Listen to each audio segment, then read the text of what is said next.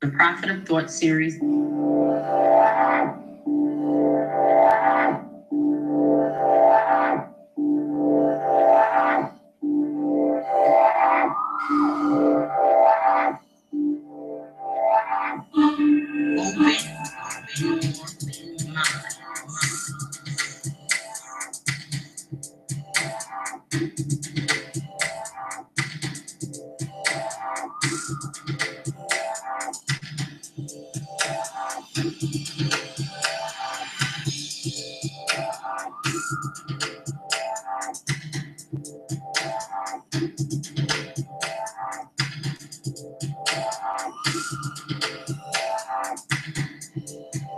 Prophet of Thought series.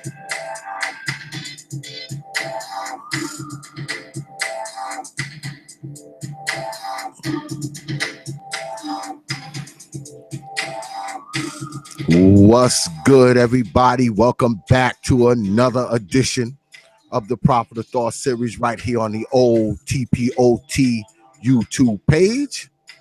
Got a good show for y'all tonight. Yeah, I got a good show for y'all tonight. Tonight, of course, Unicorn 4 will be in the house, of course. And tonight, we will be talking about women's looks. As you can see, the title right down there. The title of the show tonight is The Fine, The Fat, and The Fugly.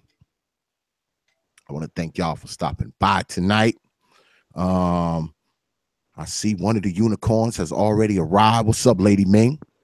Hello. Hey, everybody. Can you hear me? Good. What's good?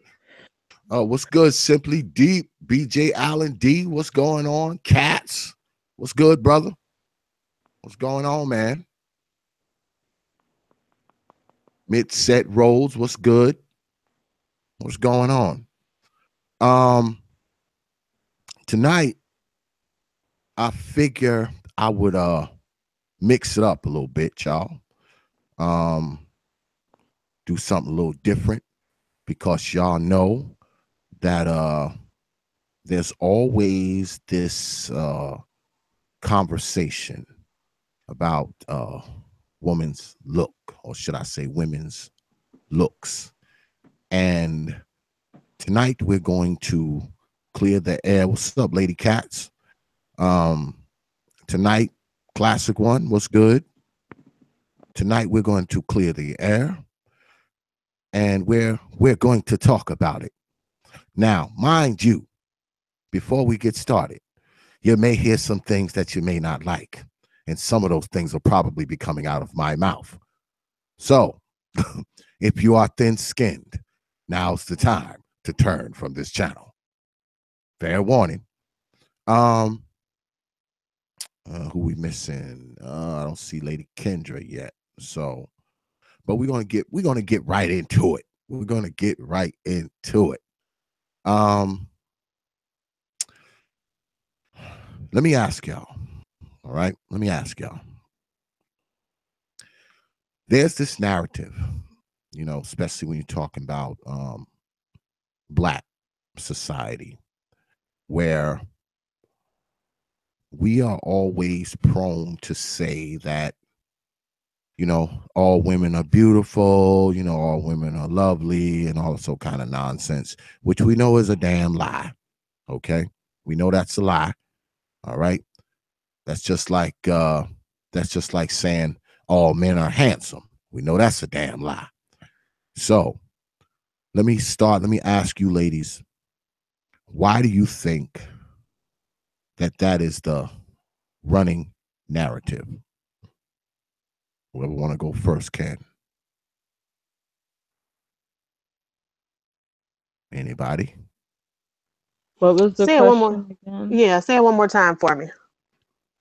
No, I said there's a running narrative within Black society more than anything else, because, you know, we focus on Black society here. And there's a running narrative that all women are beautiful, and we know that that's a lie. Just like all men aren't handsome. But as men, we understand that. We understand all of us aren't handsome, pretty boys. We understand that. But within Black society, it's different when you talk about women. All women are beautiful, all women are lovely, all women are this, that, and the other thing. And you ladies being women, why do Hmm. you think that is? To be honest, it sounds like the everybody gets a trophy thought process.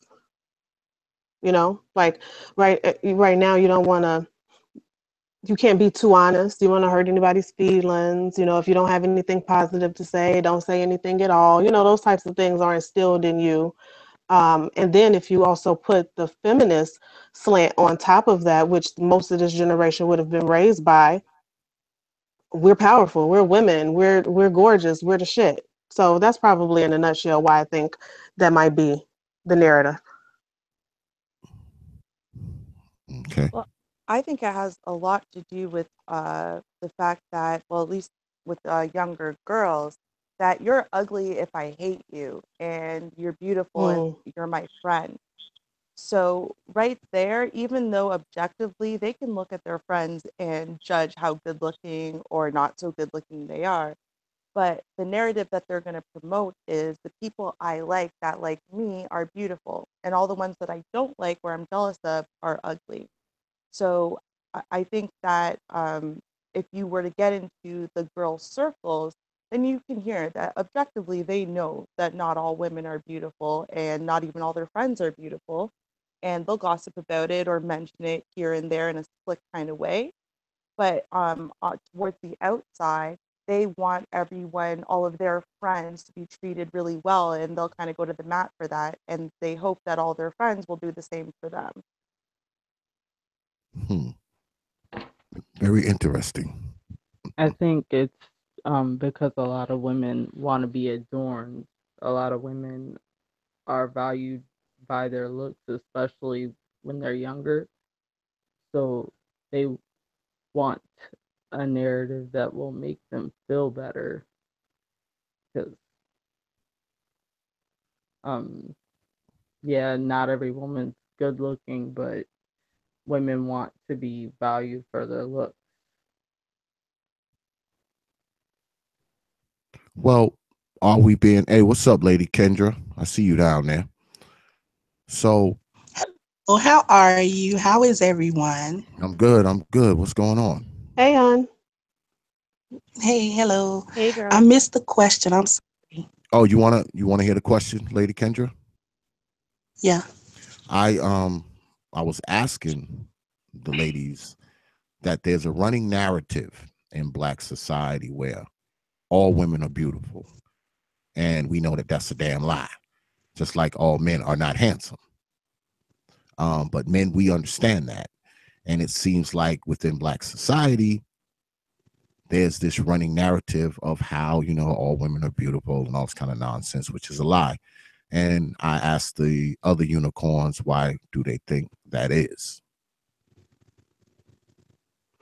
Okay. Why do they think that the women fall into that fantasy? Yes. Beautiful somehow. Well, Yes. you know, anytime you've got a fantasy world already constructed, it's not difficult to add more fantasies to it. So we've already got a fantasy world constructed, one that says all women are good, all women are innocent of everything, and you know all women are special and all women are smart. And so we've already got a fantasy world constructed, so it's not difficult to add yet another thing on top of it and say that all women are beautiful, which, if you break down each and every woman, like Ruby was saying, if the other women don't like you, you're a hideous hag. Okay. If you're that girl, you're cute, so it's real subjective and it's real fly by night. Um, Women in general, we like to look good. We like to not only look good for ourselves and in our own viewpoint, but we like external validation of that as well. Mhm. Now, some women are going to go about getting that external validation in any way that they can, whether it's classless, tasteless, or if they're going to be tactful and classy in order to get that external validation. So since most women want that external validation in some way, shape, or form from somebody, usually males, they will attempt to, construct it in, the thought or perpetuate the concept that all the women are beautiful and no one can say otherwise. So, like I said, once there's a fantasy world constructed, it's not difficult to add some other piece of fantastical information to it. All right. Well, let me ask you, unicorns, this. What is pretty? I mean, what is that? What is the definition of pretty?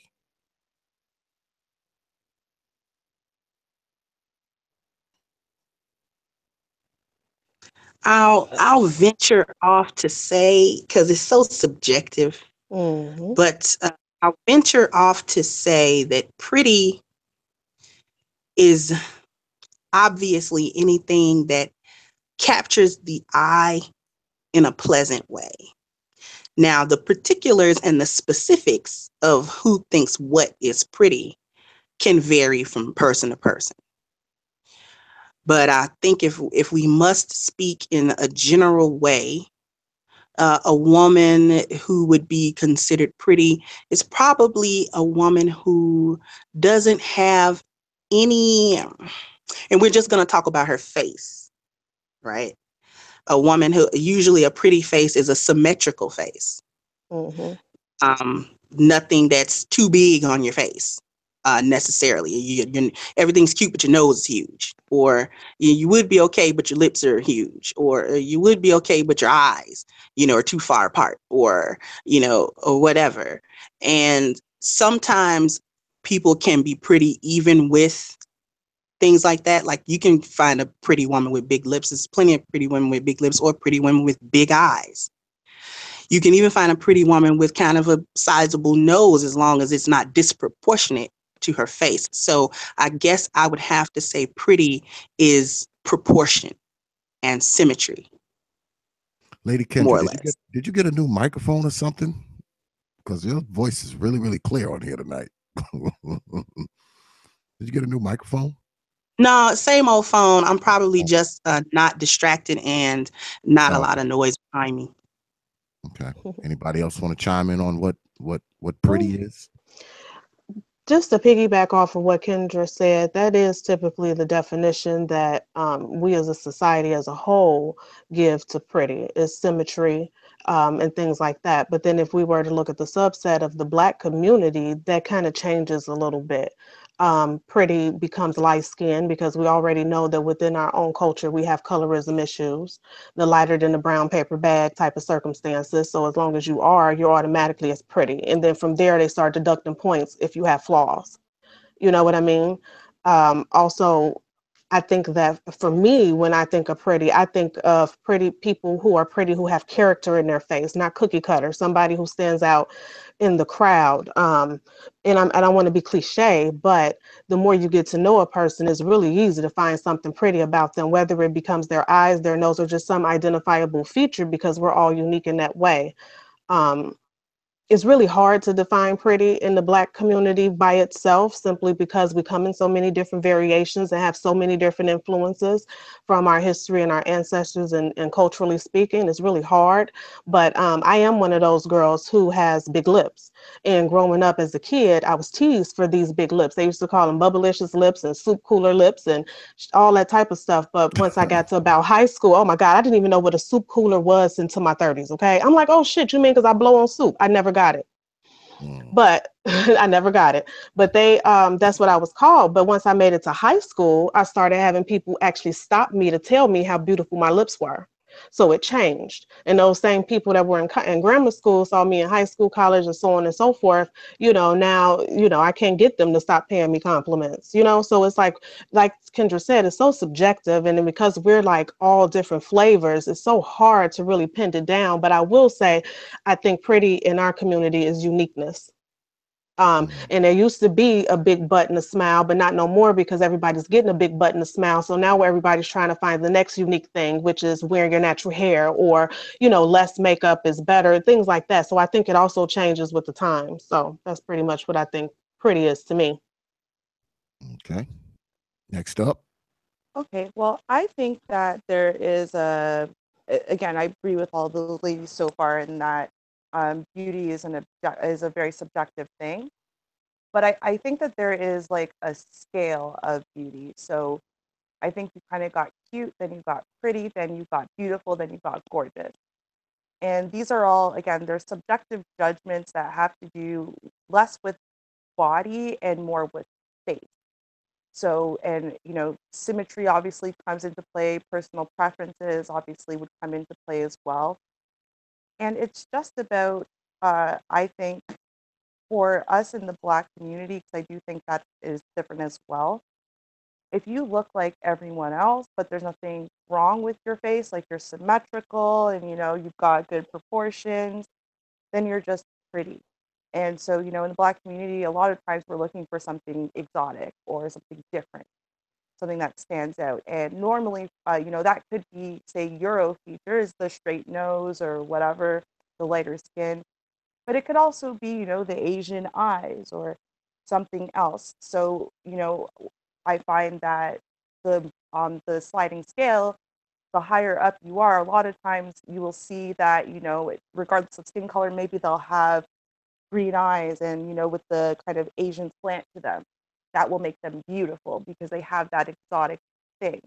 So when it comes to pretty, and I'm talking about, I guess, both genders, I think we're looking mostly at just the facial features and looking at, for us, what stands out from the crowd in a positive way. Okay. Lady Cats. I think it's what the majority finds, I guess, the most attractive.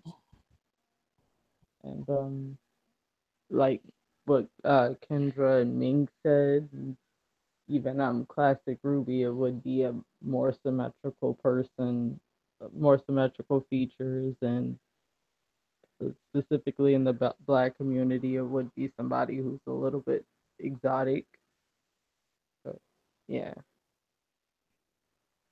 Well, let me ask you ladies this. Do you ladies, do you consider yourself to be pretty, fine, beautiful? How would you rate yourselves? What do you think of yourself? When you look in the mirror, what do you see?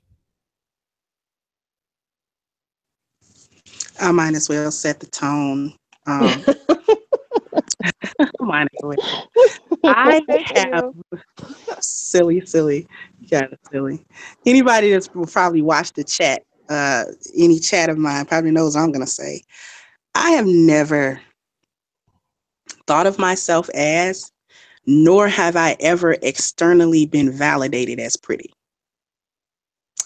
I've always been not very high on my own looks. Always thought I was super average, even to ugly.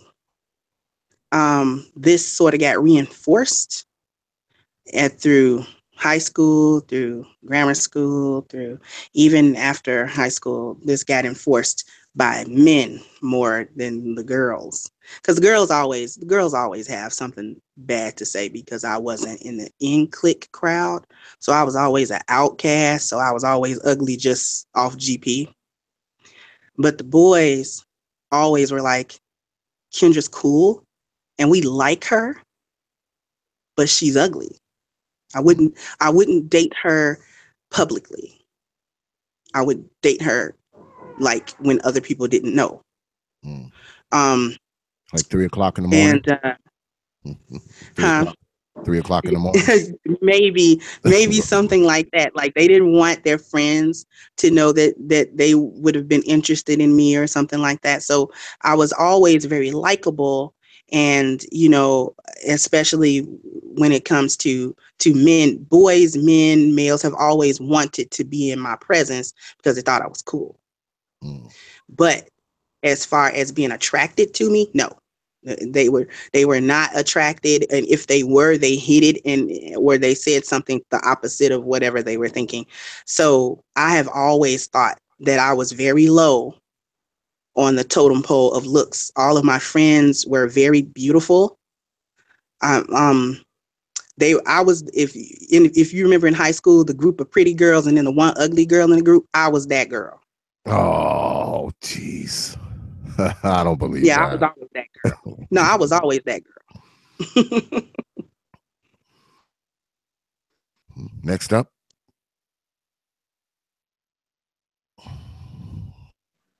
Well, I've always Well, thought I was Oh, average. I got my hand on the cricket button.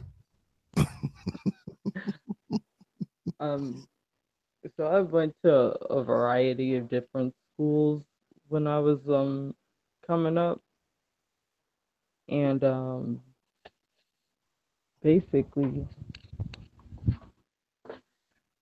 basically, I was either too dark or too skinny or whatever.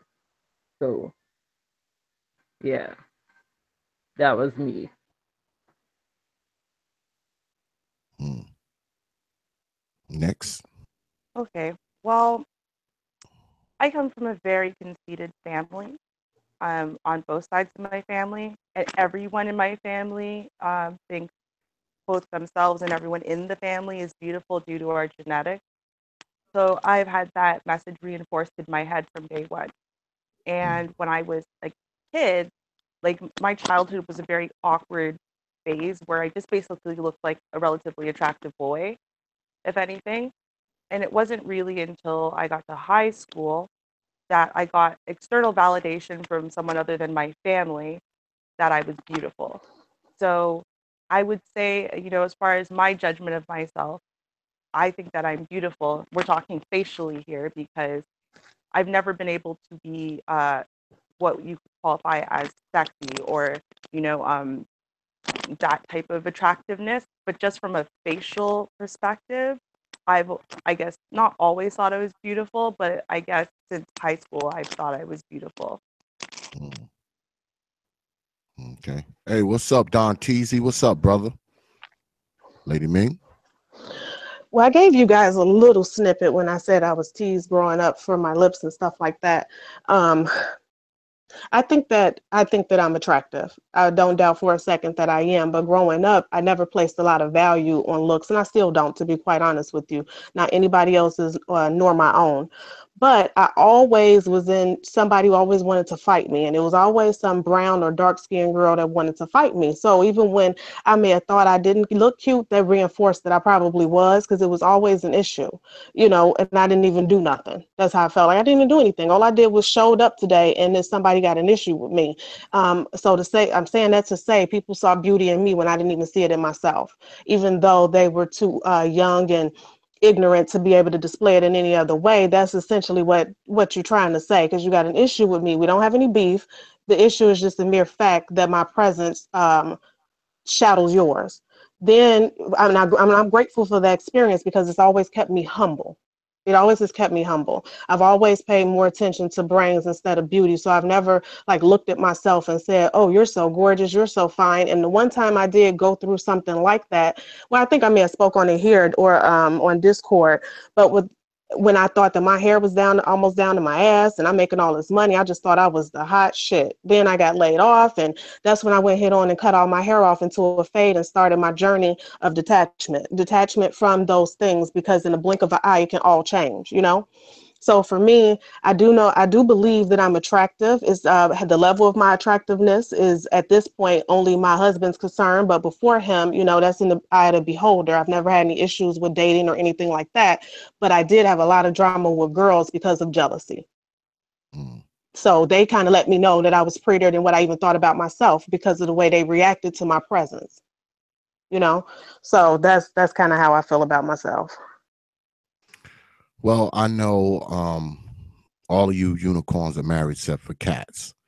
So let me ask y'all this. Do you think these brothers would have gotten down on bended knee if it wasn't for your looks? If you didn't look the way you look, do you think that you would have the husband that you have now?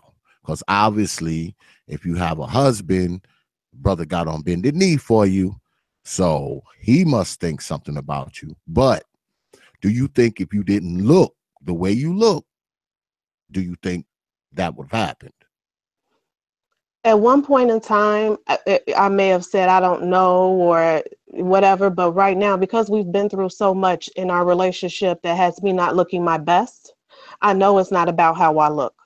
Because we've, with my health issues and things of that nature, and when I was on bed rest with my kids and all those types of things, I looked like, garbage, hot flaming garbage. So he was still here and loved me the whole way through. So I would have to say absolutely yes, just because of what he's shown me thus far through the circumstances we've been in. He's never made me feel bad. Like that Sansa Ray chick talking about he left her because she got sick and ugly. I don't even know what that feels like, because he's never made me feel that way. And even when I felt that way and I articulated that I felt that way, because I'm extremely transparent with my feelings and emotions when it comes to him.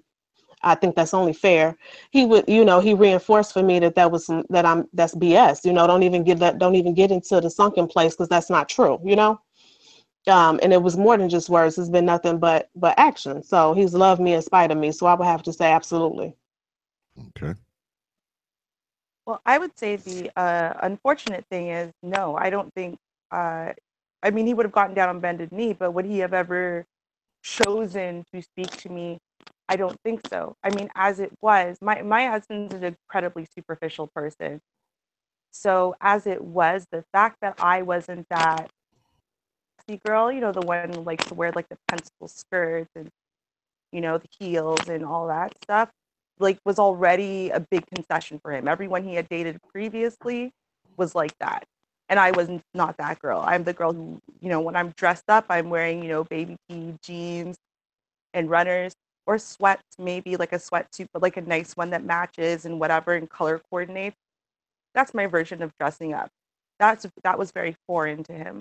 So as it was, the fact that I have this facial beauty is what drew in his attention.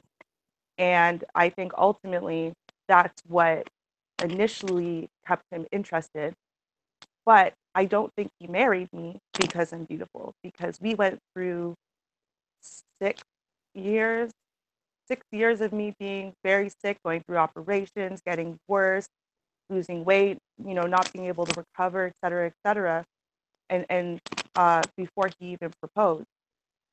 So that, and he looks at me and he thinks I'm beautiful and he thinks I'm sexy and he thinks I'm attractive, even though I know I look like a broken lump on a bed. So at the end of the day, what he's looking at isn't something objective as far as the way that I actually physically look today. What he's looking at is the person that I am to him and all that we've gone through together and all that I've done for him and all that I've been for him. So as far as him getting down on bended knee once he was already here, no, I don't think that my looks matter at all. And the fact that he's still here and he will continue to be here and continue to be happy and satisfied, no, I don't think that it's my look. I think that my looks played a large part as far as, again, that facial beauty in him initially contacting me online anyway. Okay. Next up. Well, I would have to say that I know for a fact that he married me and my looks didn't have anything to do with it, because when he met me, he didn't see me. Now, it's not like nobody that he was around hadn't seen me, because his friends and stuff, they didn't know exactly what I looked like. And they had like told him that, oh man, she's such a catch, but I kind of graded that on a curve a little bit, because listen, I was 19, built like a brick house. And Muslim or not, clothes or not, you could see that. And these men were like in their mid 40s. So yeah, I'm fine. But he had never seen me before. And when we met, we talked over the phone.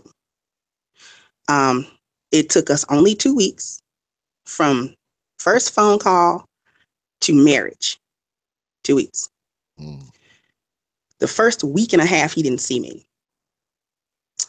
Then he was like, okay, once we solidified that this might actually work, he was like, let's meet.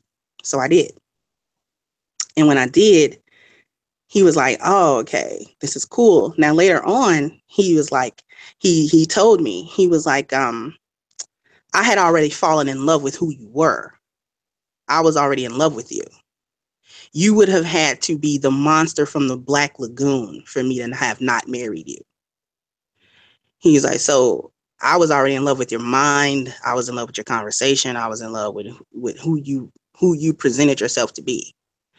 And he was like, that's what drew me in. I was drawn to you. And then when I saw you now, of course, he thought that I was gorgeous. He was like, you're very pretty. You know what I'm saying? I'm like lucky to get you. That was the first man that ever said that to me in my life. Mm. He was like, you're beautiful. You know, So it was, like, so it was yeah. like an arranged. Your marriage was like an arranged marriage. Was it like It a? it was not arranged because it's interesting to explain it because as a Muslim, I don't date per se. The 2 weeks is not mandatory. That's just how ours went.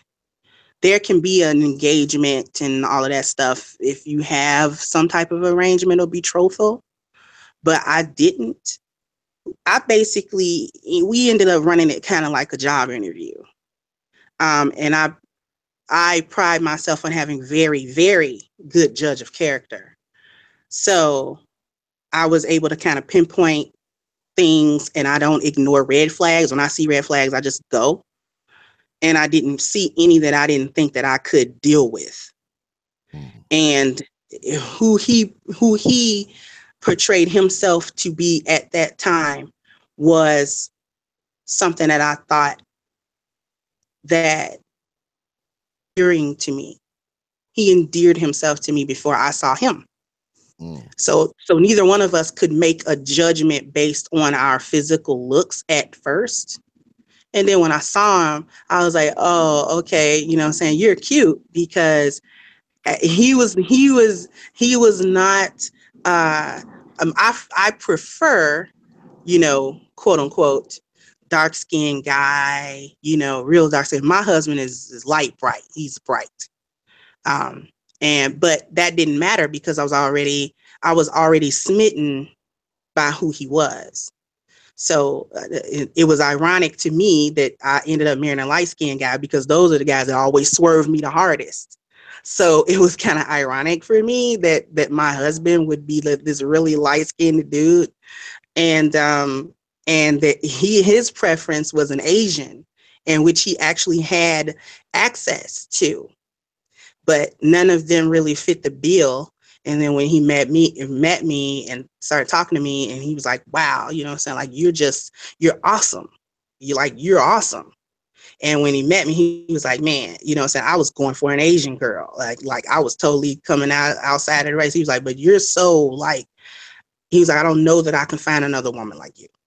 So I gotta lock you down. And that happened in a 2 week span. It was a surprise to kind of everybody, even me, because I don't typically move that fast, but it just was what it was. It was like one of those things like this is fate. This is just what this is gonna be. So you're gonna turn this down and you're gonna regret it. And I'm glad that I made the decision that I made. Well, let me ask you ladies this. How important do you think how important do you think looks should be?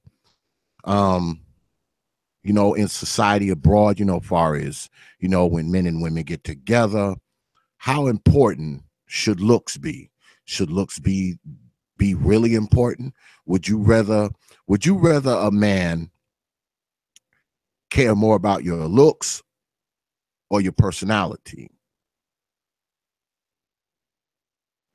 or a combination thereof? In a per Go ahead. well, in a perfect world, I would prefer people to personality instead of looks, but that's just me.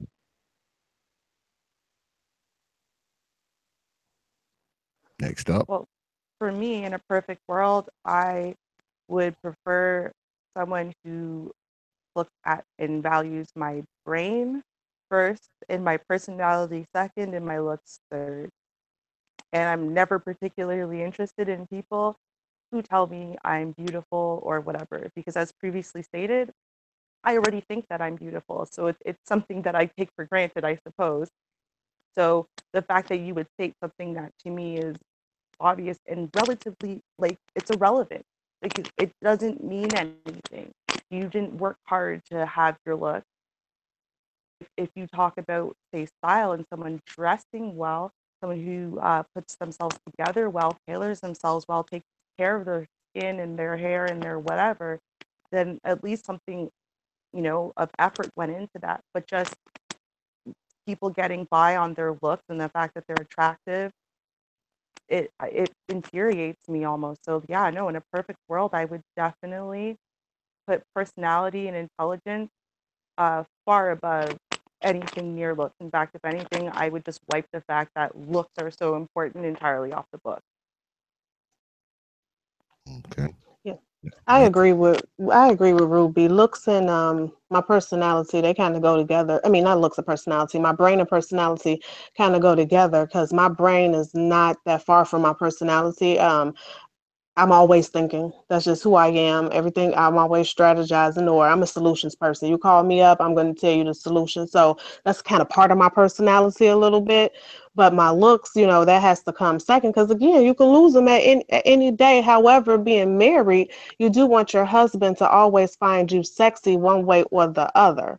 So I do want him to love my looks, my body and my sexy and all of that. But at the same time, I also, he has to respect my brain, and he'll tell you that, like, that is a must to me. You have to respect my brain because I don't take it lightly and I don't treat it lightly, and I'm not no airhead. So I need you to respect my brain first and my looks second, but you have to love my looks as well because I mean, hell, I'm married. I want to be the sexiest woman you will say out your mouth, because I might not be the sexiest one, but I better be the sexiest one you claim. So, because I'm just being real, they got eyes. There's other better looking women than me. I'm not, I don't live in a bubble thinking that you don't have eyes or you don't find other women attractive. That's ridiculous. That doesn't even make sense. So I want you to find me sexy, but I want you to respect my brain at all times. Okay. Next up. Looks are always going to have some importance, especially when we're talking about the dynamics between men and women, because I believe men are just visual like that. They want to look at a woman who is pleasurable to the eye, whatever he defines that as. That's what he wants. But then I also know that men want more than that. That gets you in the door being whatever they consider to be pretty or sexy or attractive or whatever that is. That'll get you in the door with a dude. But once you're in the door with them, most guys get turned off real quick if you don't have anything else, especially if he wanted to have a relationship with you and you weren't just, there at 2:00 in the morning. If he actually wanted a relationship with you, then he wants you to have more than looks, but he does want you to have the looks. He wants you to have some kind of looks. Like my husband, I want him to find me attractive. Regardless of what I think of myself, I always like to present myself in a way that is attractive to him. So if he says he likes a certain type of hairstyle, even though I won't always wear that hairstyle, I'll defer to it a lot because he likes it. He likes me to have minimal makeup if I'm going to wear makeup, but he prefers me not to have any. So I defer to not having any. If he likes a certain outfit, I'll defer to it. Because at this point, with me being married, I'm not out playing the field and trying to, throwing stuff at the wall to see what sticks with what guy. I got a guy, and he likes certain stuff, and he likes me in certain stuff. So it's my job, actually, as his wife, to facilitate it. Because like Mean said, he's got eyes. There are plenty of women out here that run rings around me as far as the way that I look. He sees them just like I do, and he's attracted to them. I don't, but he's coming home to me. So it's up to me to make sure that I'm doing what I got to do to be attractive and pleasurable, you know what I'm saying, as far as looks are concerned. Now, growing up, I didn't have that opportunity to just rely on looks and not my character. So I always wanted men to respect me, whether they were attracted to me or not. And I carried myself that way. So I didn't like dress in a slut outfit and then want him to respect my conversation because he's not going to. So I presented myself in other ways to attract non-sexual male attention because I wanted them to respect who I was. And eventually it netted me a husband. Okay. Well, let me ask you ladies this. I have a magic wand, right? And with this magic wand, I can zap you and I can make you the prettiest woman in the world, but at the same time, you would be the dumbest woman in the world. Or I can make you the ugliest woman in the world, but the smartest woman in the world. Which would you want me to zap you with? The ugliest woman in the world and the smartest woman in the world, or the prettiest woman in the world and the dumbest woman in the world? And those are the only Yeah, two choices, right? Those are the only That's two it. choices? Yep, those are only two Okay. choices. Well, I have to say you can make me the prettiest woman in the world, but the dumbest, because I can always re-educate myself. Okay. But I can't, I mean, I guess I can go to a plastic surgeon, but no, right now in the society we live in this moment, beauty and all that stuff is like so at the top, and I can go and read some books and re-educate myself. So I think I might go with pretty and dumb, and then I can go get smart again, because you won't take my nature, right? Like my inquisitive nature, or my wanting to learn. You won't take that from me, will you? Nope, I zap you. You the prettiest woman in the world, but you dumb as a stick. Shoot. Oh, that's hard, because dummies don't know to go educate themselves. Dummies don't know to go read a book. I don't know. I don't know. You know what? Scratch my answer. Let me think about this some more. Think Okay. about it. Next up. I'm gonna go with give me ugly and smart. I value my mind too much and I work too hard on it. Mm, Hard on it. Wow. I can't lose it. So make me ugly. Listen, I'm used to being at the back of the pretty bus. Like in the back of it, like holding on to the bumper of it. So I'm used to that. I'm good. You know what I'm saying? We good. Let me be smart. I'll just change the world. That's all. Next up. Yeah, for me, I mean, I would honestly be devastated if any aspect of me changed because I love myself and who I am and everything that I've gone through and, all my nicks and scars and whatever. So I didn't want to be zapped and change any aspect of me. But if I had no mm-hmm, choice, I would choose to be the smartest woman in the world, but the ugliest. Mm, And the reason why is, first of all, like I said, I've never really placed a lot of importance on the fact that I'm beautiful or not. It was irrelevant to me. But my mind, my intelligence, my ability to think and to solve problems and create and this the logical aspect of my mind is so important that without it I'd be lost. So the idea of giving it up, even if I know giving it up means I wouldn't remember that I was ever smart to begin with because I'm dumb as a stick. Like I just be the one that like I just couldn't let go of. I would rather have a car accident and be completely mangled and still have my mind intact rather than go the opposite way and be super extra beautiful but I'm done, can't remember anything. Like yeah, mm-hmm. definitely. Yeah, I'll have to change my answer, because at first I'm thinking like, okay, I'm trying to find a way where I can have it all. But if you're dumb, most dummies or most unintelligent people or airheads, whatever you want to call them, they don't even realize what to do to even get smart again. So if I'm really like that kind of Chrissy dumb from Three's Company, I wouldn't even know to go get smart again. So I would have to change my answer and say, no, just make me ugly and let me keep my brains where they are, or make me, even better than what I am mentally, because I do really prize, and I'm married already, so I don't even have to get into the cute and ugly game. So no, mm-hmm. you can go ahead and and make me ugly and let me keep my brain or make my brain better. Upon further review, Mm-hmm. Lady Cats. Give me intelligence over looks because looks fade, and once they fade, if you don't have anything other than your looks, you could find it very difficult to survive. So Okay.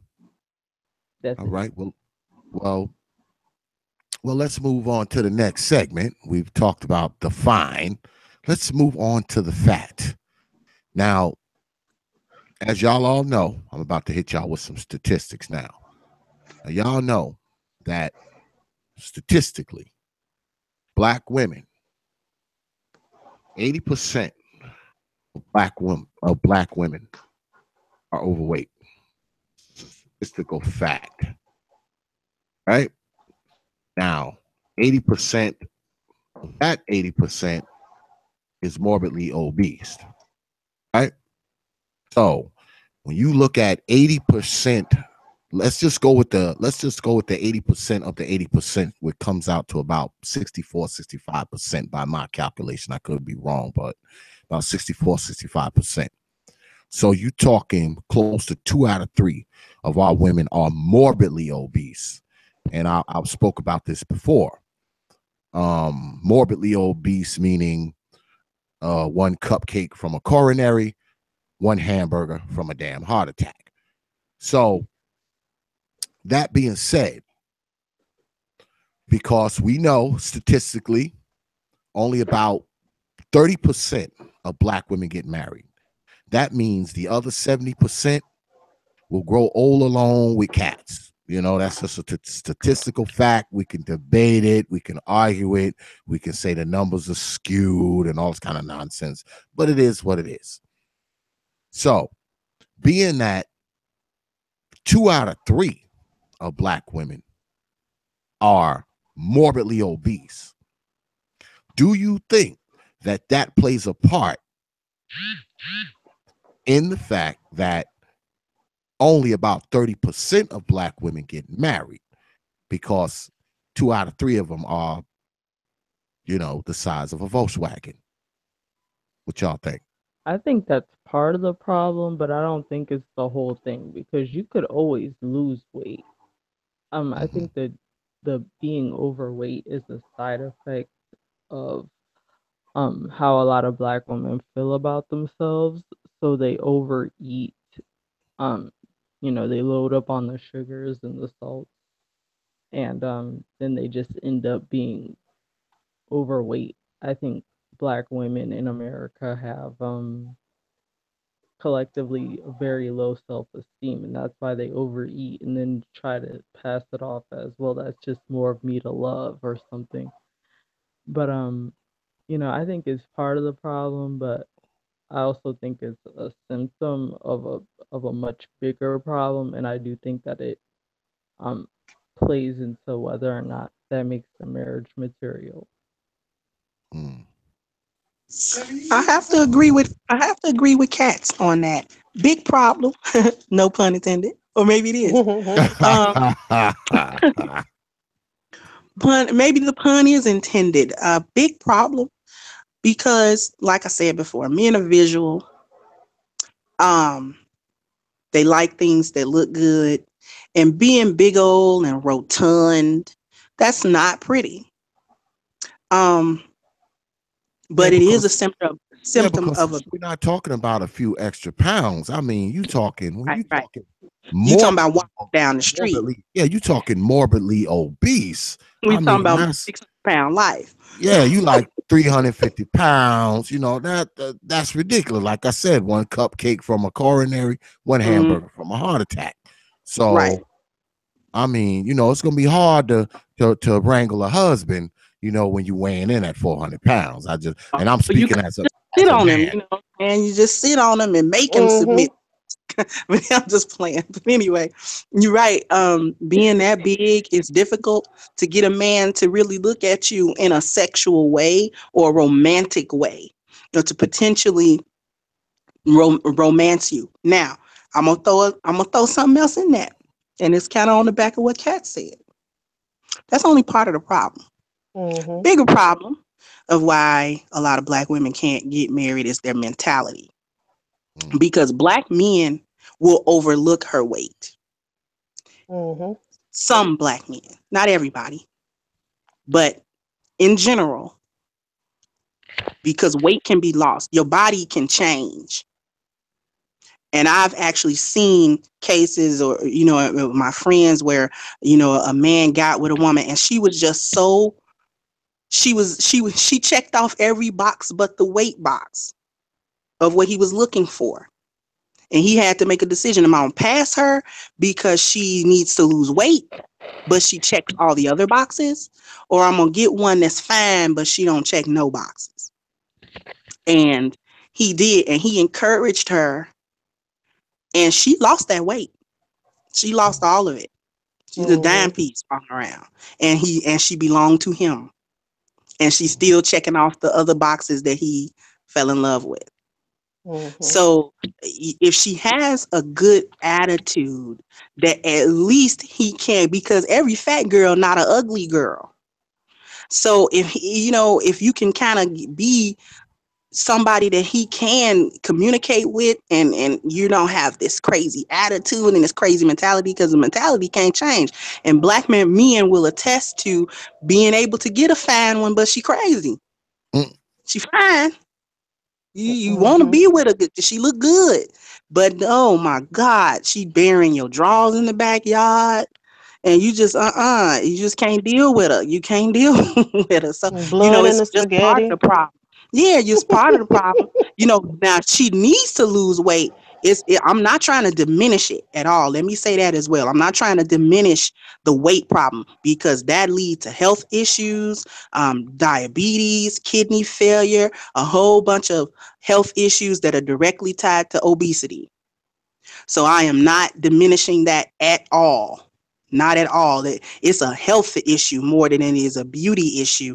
But yes, black women do need to, as a collective, lose weight. And I'm going to put myself into that category because I am now overweight. I wasn't when I got married. I wasn't for a good chunk of my marriage, but now I am.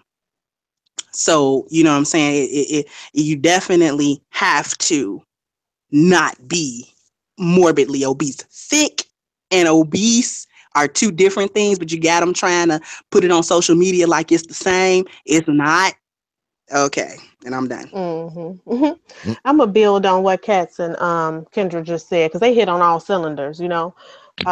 Historically speaking, our women have always been big, and that was acceptable. They loved us, and so on and so forth. I mean, heck, most of us have been raised by Big Mama, if you will, in our race. And Big Mama got that name because she usually was big, maybe not 400 pounds big, but she was definitely big in the moo.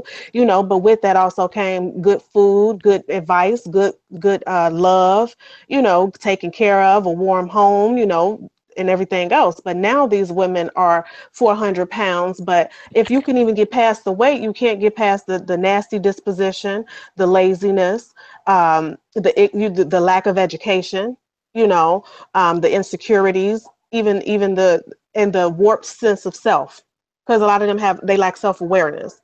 Because I can't believe that if you were really aware of yourself and your effect on others because of your weight, that you wouldn't try to do something about it. So I think that even if a person could get past the weight, every really big black woman is a very mean and nasty, lazy, spiteful, insecure woman as well, at least in my experience. No longer are we getting the big mamas anymore who are loving and kind and all those other things. No, we're not getting that anymore. And then it's like the obesity is starting young. It's not even starting after you've had 5 or 6 kids and lived a life. These little girls are big like that at 12 and 13. So if you're a thinking man, you don't even want to be married into her family, because any family that's going to allow you to walk around here and look like that, what kind of family is that to be a part of? And I know I may be thinking a little deeper than that, but I think a lot of people, I mean, you only got what, 3 seconds to size a person up and may come to your conclusion, about what it is or what you're going to deal with based off their appearance. So you got to kind of think a little deeper than that. If this was she look like, what does her mama look like? What does the rest of her family look like? Like, what type of upbringing does she have? What type of morals? What is she secure? Is she insecure? Like, what's going on? Because that's exactly what it says to me. Mm-hmm. That you don't love yourself. And if you don't love yourself, you can't love nobody else. So I think that beyond just the mere fact of the weight, it's deeper than that. It's not an orange, it's an onion. And you got to really peel those layers back to really get to the depth of the situation. It's way deeper than that. Lady Classic. Well, I agree with all of the ladies. At the end of the day, morbid obesity is as much of a addiction disease as heroin or crack. So at the end of the day, what people are doing is eating their feelings. They're filling an emotional void. Maybe it's because, one of their parents died or isn't present. Maybe it's because they were, abused physically or sexually, something. One way or the other, food became their comfort. It became their answer to everything. So because they are clearly shattered and broken, there's literally no way that they're going to be able to love themselves and be functional for an extended period of time because they are addicts.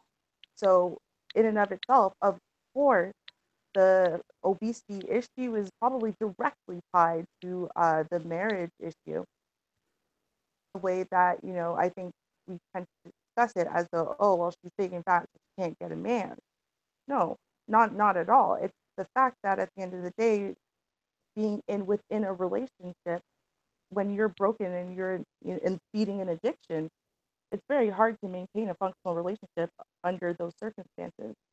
So these women need a lot of trauma counseling and other things to be able to repair whatever's wrong and find new actual coping methods and strategies because they're not going to be able to apply the one where you eat your feelings if you are in a marriage, if you're raising children, if you're trying to move ahead in a career, whatever it is.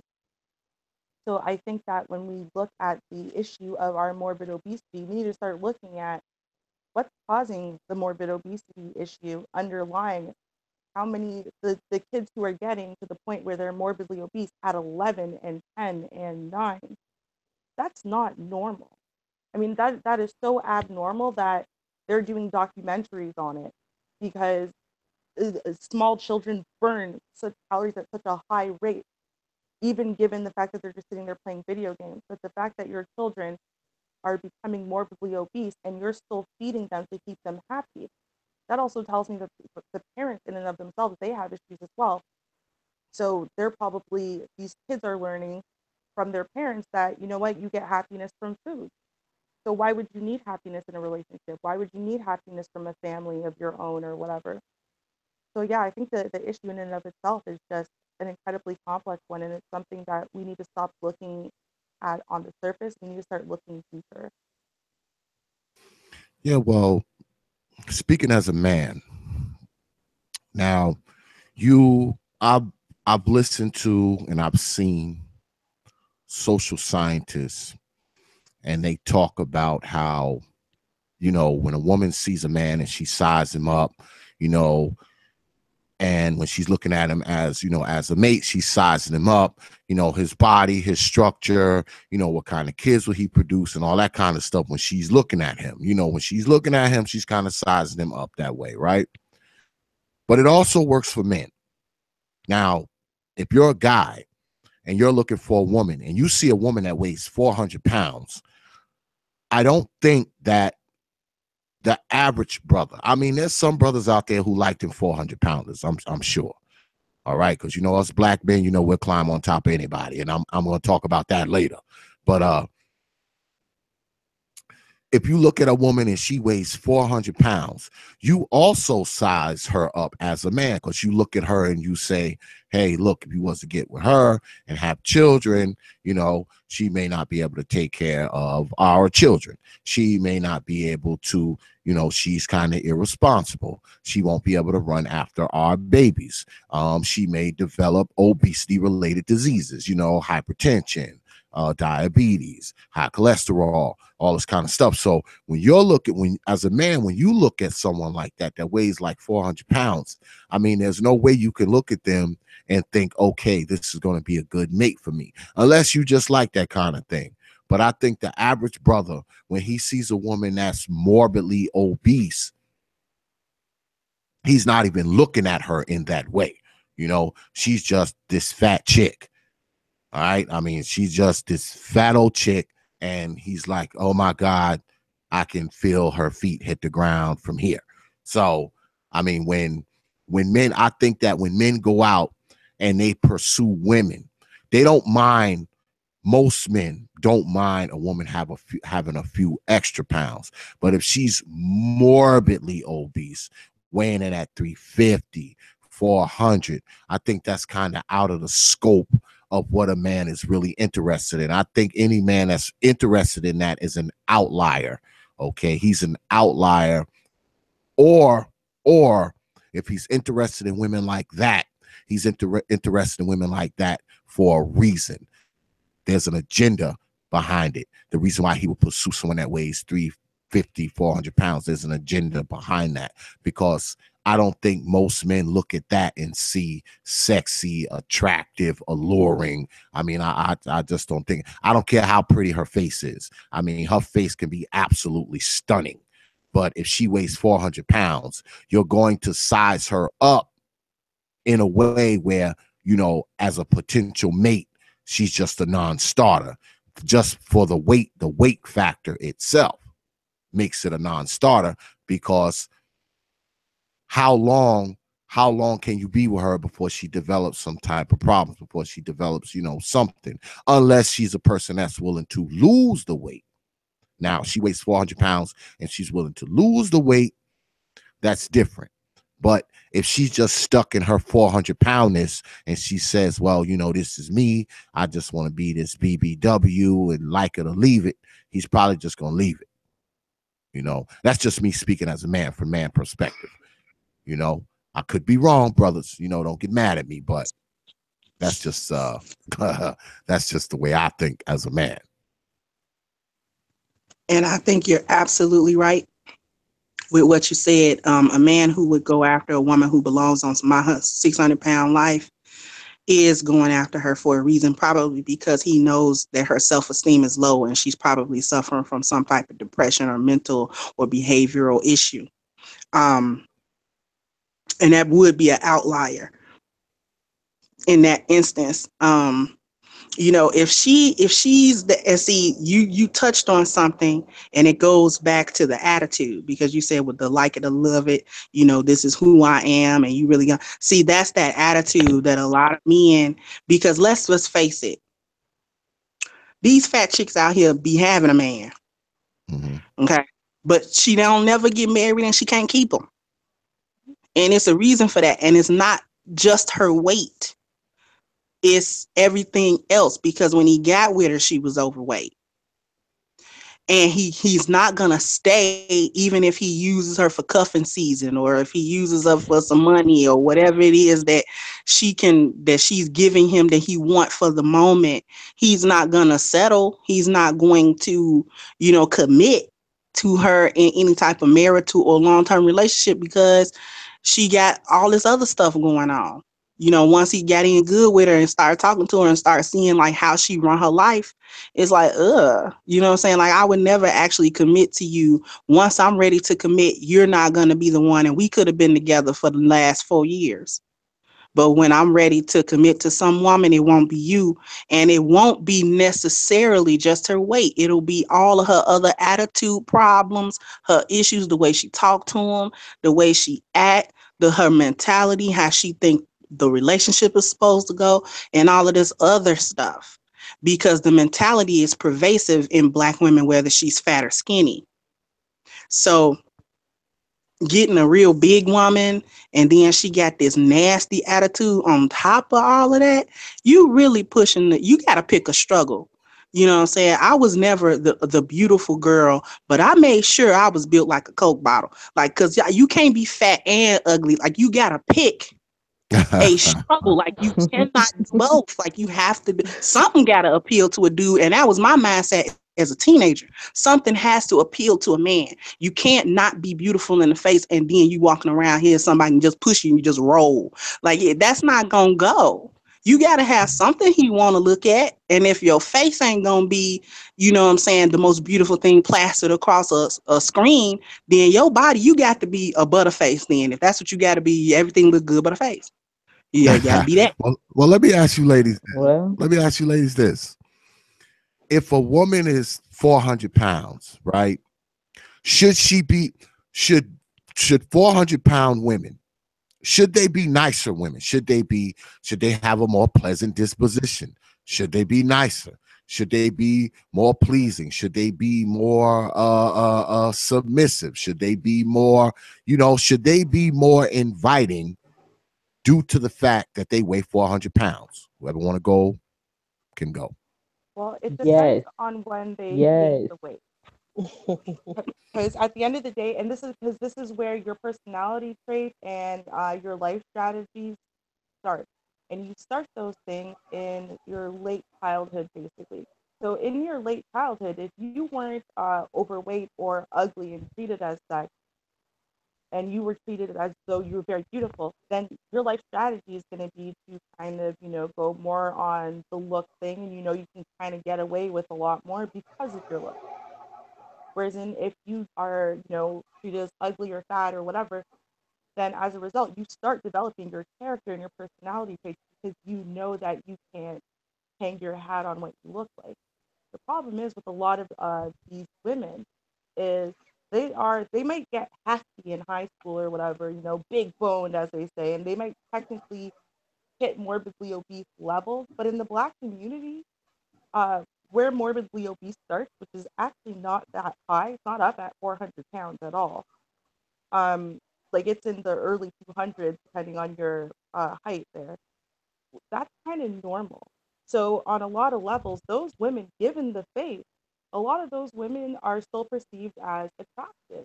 And so they never actually develop the personality traits, ballooning out of control, normally after children, normally after marriage. A lot of these types, if you look at my 600 pound life, a lot of those people on that show are married, which is Mm. terrifying almost to think and you look at their pictures and on their wedding day, they were big. They were already morbidly obese, but they were nowhere near where they are now. So they allow it to balloon out of control after they've already gotten the children or gotten the attention or gotten the man or whatever it is. And so as a result, they haven't taken the time to develop personality traits. Should they? Well, yeah, that's what life strategies would tell you. But if you develop all of these, the extra weight or the lack of attractiveness in your mid 20s, there's a good chance that there's something underlying it, and whenever you have something underlying your behavior, otherwise, you're probably not going to be a particularly pleasant person. And B, they already have a life strategy that says, I'm beautiful, I'm sexy, I'm attractive, treat me like a queen. So that's just my 2 cents. Next.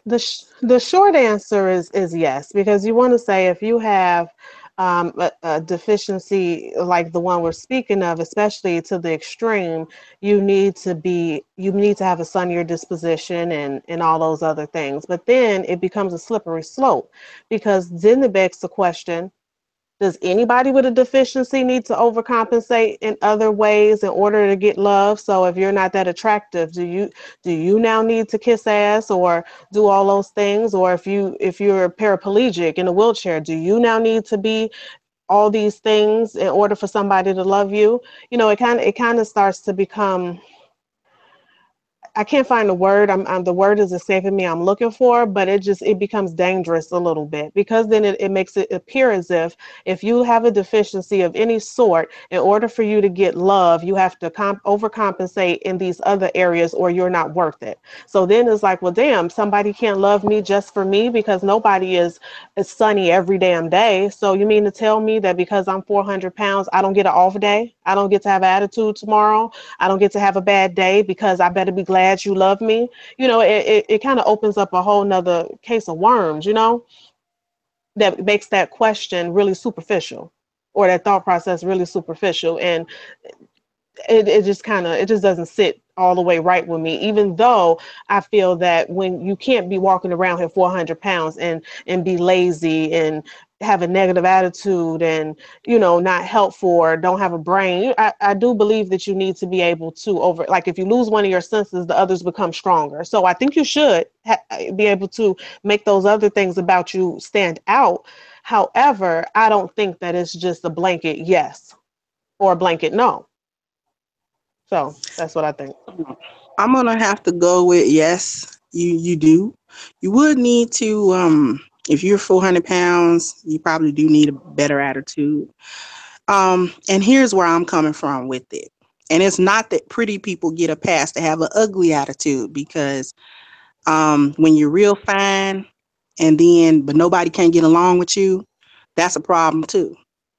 Um, but at the same time, where I'm coming from with it is having good character, just having good character. And I actually am going to kind of take the stance that you do need to overcompensate if you have a flaw somewhere. And I'm saying that because I lived it. I had to do it. Not being regarded as a pretty girl or even a nice looking girl. I had to overcompensate by making sure that I wasn't overweight. But then I also had to make sure that my attitude and the way that I approached and interacted with people was a likable, cool kind. You know, I never kissed ass. I Mm-hmm. never begged somebody to like me. I never, ran up after a dude and I knew he didn't like me. I'm gonna make him like me. Like, nope. I always accepted it. If a dude didn't like me, he just didn't. Now, when I was younger, it hurt my feelings. You know what I'm saying? Because you get to an age where external validation is what you're looking for. You don't have the maturity to know that you should be validating yourself. Um, so it hurt my feelings for a long time, and I had to get over it. Because you listen, you're never gonna be a 10. I'm gonna break it down how I was in college. I went to UIC, and while I was there, I only went there 1 year. But while I was there, some girls who were, I think they were like juniors or seniors or whatever. They wanted to start like a modeling agency. So they were looking around campus and it was black girls, and they were looking around campus for just other black girls who they could recruit for their little excursion or whatever. So they ended up approaching me, which I thought was odd. So they were like, no, we think that you would be a good addition and blah, blah, blah. So that lasted for a little bit, and it was cute. It was nice. So one of the guys that they had who would help put together little shows, because we would do little shows on campus. It was nothing ever really big. And we would just do the shows on campus, and he would put them together. And he was a gay guy. And he had to be in his mid to late 30s. So he pulled me to the side one of the practice where we were rehearsing for a show. And he pulled me to the side. And I don't recall why or what happened that made him pull me, but he did. And he said, don't look at those girls like that. And I said, look at them like what? He said, you're looking at them like they're better than you. Like they look better than you. I said, they do. He said, and I grant you, this room is full of 8, 9s, and 10s, and you're not one of them. You're not. You'll never be a 8, 9, or 10 ever in your life. He said, but you have something that they lack. And what you have, he said, your energy, first of all, is sexy. You're highly attractive, and it don't got nothing to do with your face. You got the kind of energy that make men want to be men. As a matter of fact, I had to check myself when I saw you. He said, your energy is so overpoweringly a woman's energy, not a girl. You don't strike me as a girl. And I know you're probably younger than all the girls in here, but you're more mature somehow. And he was like, and I know young men have been swerving you because they don't know what to do with it. He said, you have just this quality about you. Don't lose it. And that is what you have over and above. He said, that's what makes up for the not being an 8, 9, or 10. You have these other qualities that are these intangibles that you have that some men just can't put their finger on, and they don't know why they want you, but they want you. That you're that girl. He was like, so don't lose that. That was my overcome. That came from him saying that, and him recognizing that came from years of me having to work on all this other stuff indirectly because I'm not cute. Because I'm deficient in this area, that area. So I had to make up for it in all these other areas. Yes, to make myself worthy of somebody looking at me and saying, you're it. I want you. I'm gonna lock you down. So yeah, you do got to work on yourself. The stuff you can control it. Can I ask you a question? Yes, Um, ma'am. Controlling it, how did you feel having to control it? Because that means that you are suppressing who you really are to project something that's more palatable. So how did that make you feel at the end of the day, or whatever, when you went home and was able to just fully be yourself? Well, for me, in my journey, when I say control it, I mean to just control my interactions with people, how I come off, and just be aware of how I'm interacting with people, and how I'm affecting people, whether that's negatively or positively. I was never at any point not being me. Mm-hmm. It was me. You know what I'm saying? Like stuff I was interested in, I was really interested in it, not just Mm-hmm. because I thought boys would like it. So like I Mm-hmm. collected comic books because I liked comic books. That just Mm-hmm. happened to be something that boys like. I like anime and football because I like anime and football. It just Mm-hmm. happened to be stuff that boys like too. And I could relate to them with it. So I was never at any point being disingenuous to myself. I was always me, and I always got, well, not always, but most of the time, I got swerved not only from relationships but friendships because I was unapologetically me all the time. Mm-hmm. Thank you for telling me that. Well, I just wondered. well, let me ask you ladies this. We're all on YouTube, right? This is a YouTube world, right? And if I was to punch YouTube right now and punch in makeup, and hair, and nails, and eyelashes, and all this kind of crap, and lipstick, I could see a million of those videos. But if I was to punch in about people losing weight, be about that many videos would come up. Why do you ladies think that is? Why do you think that? Because you hear, well, I know I hear, okay? I've heard it directed at myself. I've also heard it directed at other brothers. Because brothers, they give ladies some heat. Okay, they give the black women some heat on YouTube. And you always hear people say, oh, well, you need to uplift, you need to uplift. Fine, I'll give them that. All right, I'll give them that. So when they talking about uplifting, how come there are not more people, especially women? How come there are not more women on YouTube talking about obesity? Because that's a problem, because more people die from obesity related diseases than smoking and drinking combined. So when you talk about a crisis in black society and people are talking about uplifting people in black society, why do you ladies think that there are not more people talking about the weight thing?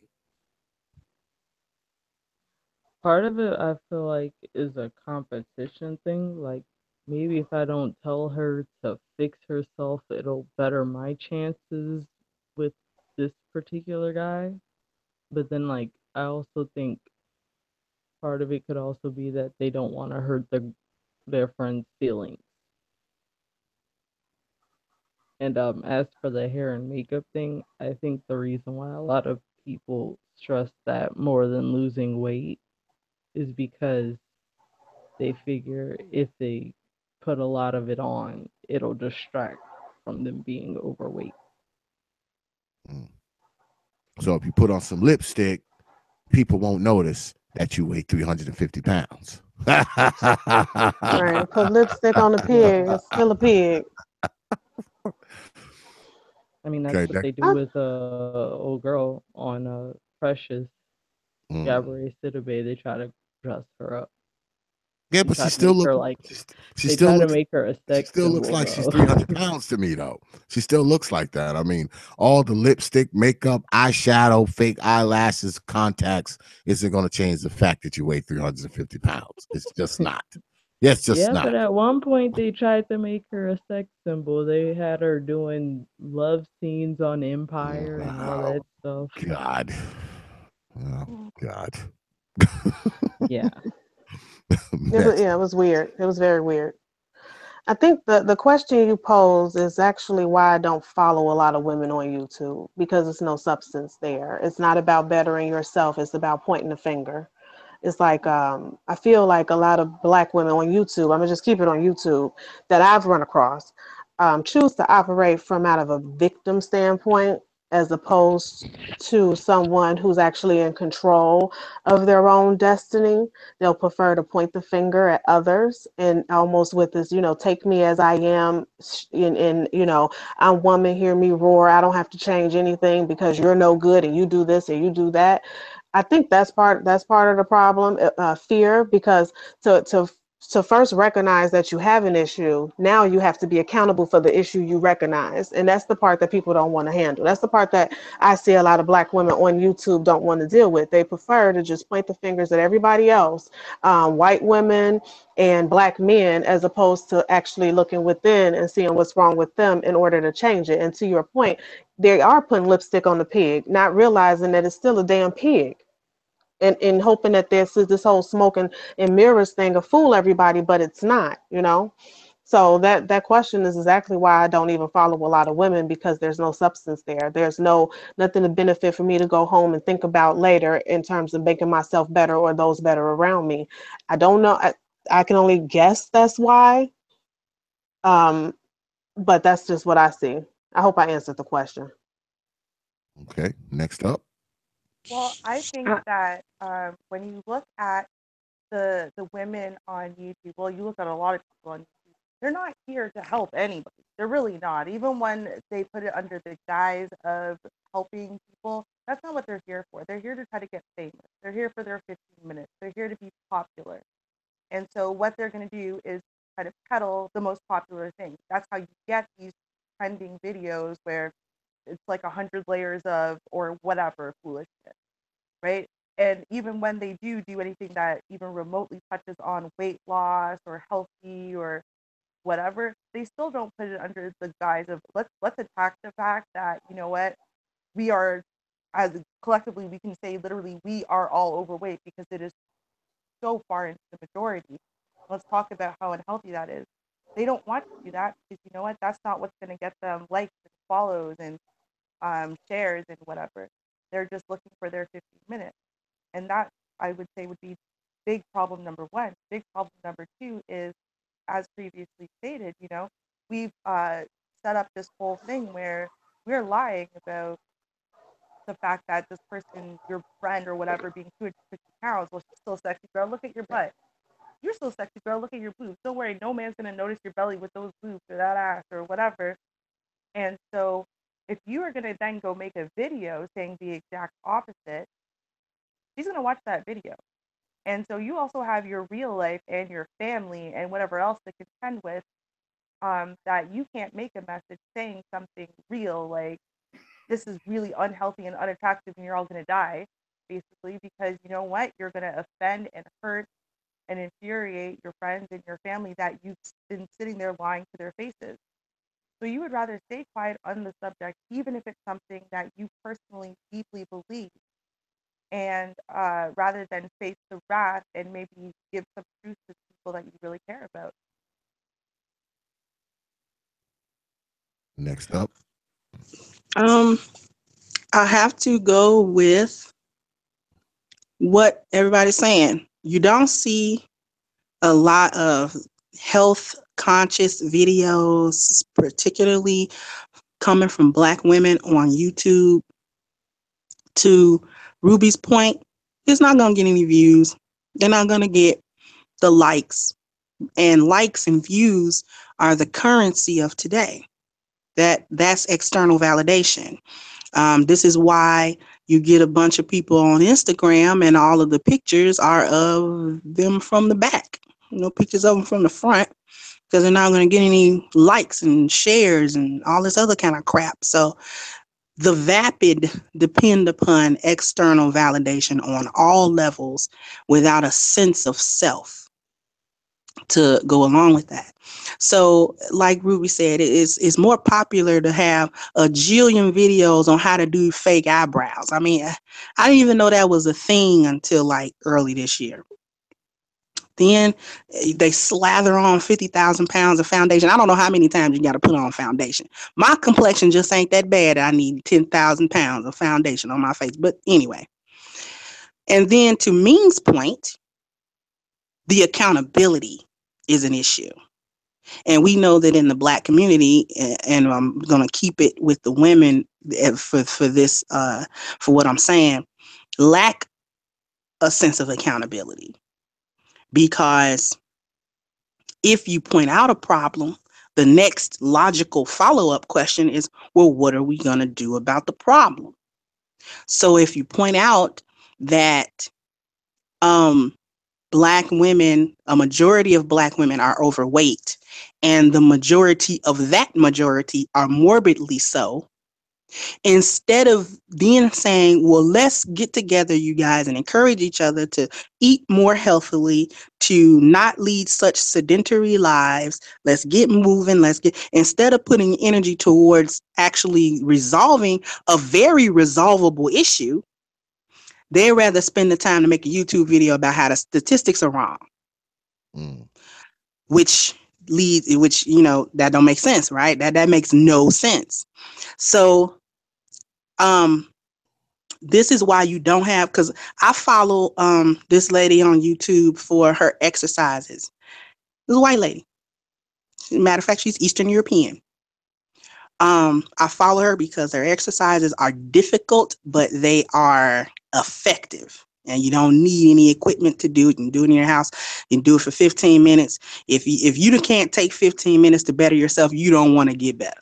That's where it boils down to.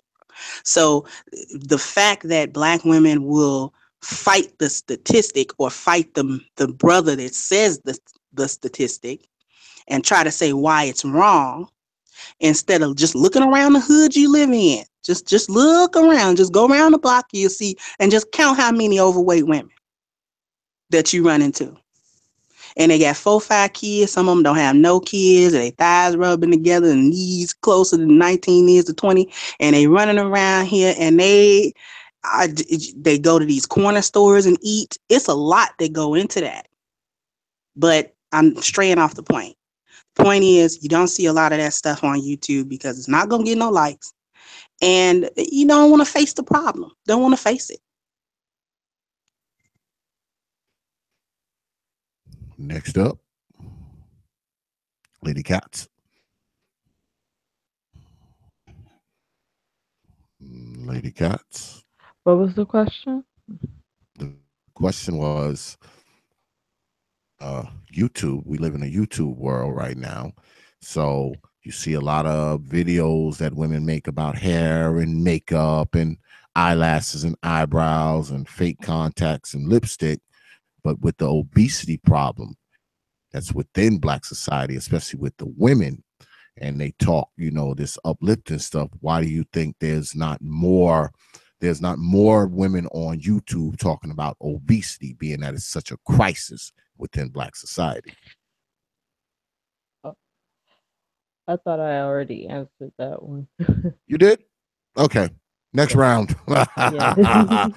All right. Well, let's go. Let's move on to the next segment. Let's move on to the FUGLY section.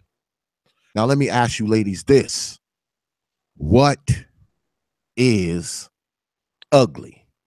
What's ugly? Um, oh God, I guess Well, I guess I don't from know. yeah, like from really and truly, again, just like with beauty, it is subjective, but there are common denominators towards what we think is ugly, and a lot of that does have to do with proportionality of features on your face, has to do with symmetry. So if one of your eyes is significantly higher or lower than the other, or your say nose is too small or too big for your other features, et cetera, et cetera. We really like symmetry and proportionality, and there's a golden ratio when it comes to faces and actually bodies for that matter, that across the board people think is attractive. So as a result, the further away you deviate from that, the uglier people are going to judge you to be. And that's just without the other subjective things, because you also have, your imprint.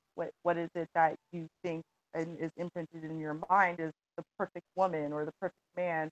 That's going to influence, obviously, what you think is beautiful in the population around you, because you're always comparing people to that imprint as well. So Next up. Well, ugly to me has a lot to do with the personality, just how nasty you are if you don't look like you're taking care of yourself. So yeah, part of it is also physical. Yeah, and then of course, um, I guess blemishes would be another thing. But that's about it. Next up. I kind of agree. If I were to just look at a person not knowing anything about them, if I who I would deem ugly would probably be somebody who has some sort of birth thing, where their eyes are super big, or something that happened that they're not in control of. I mean, not like we're in control of any of our looks, but just something that happened that made them look that way significantly.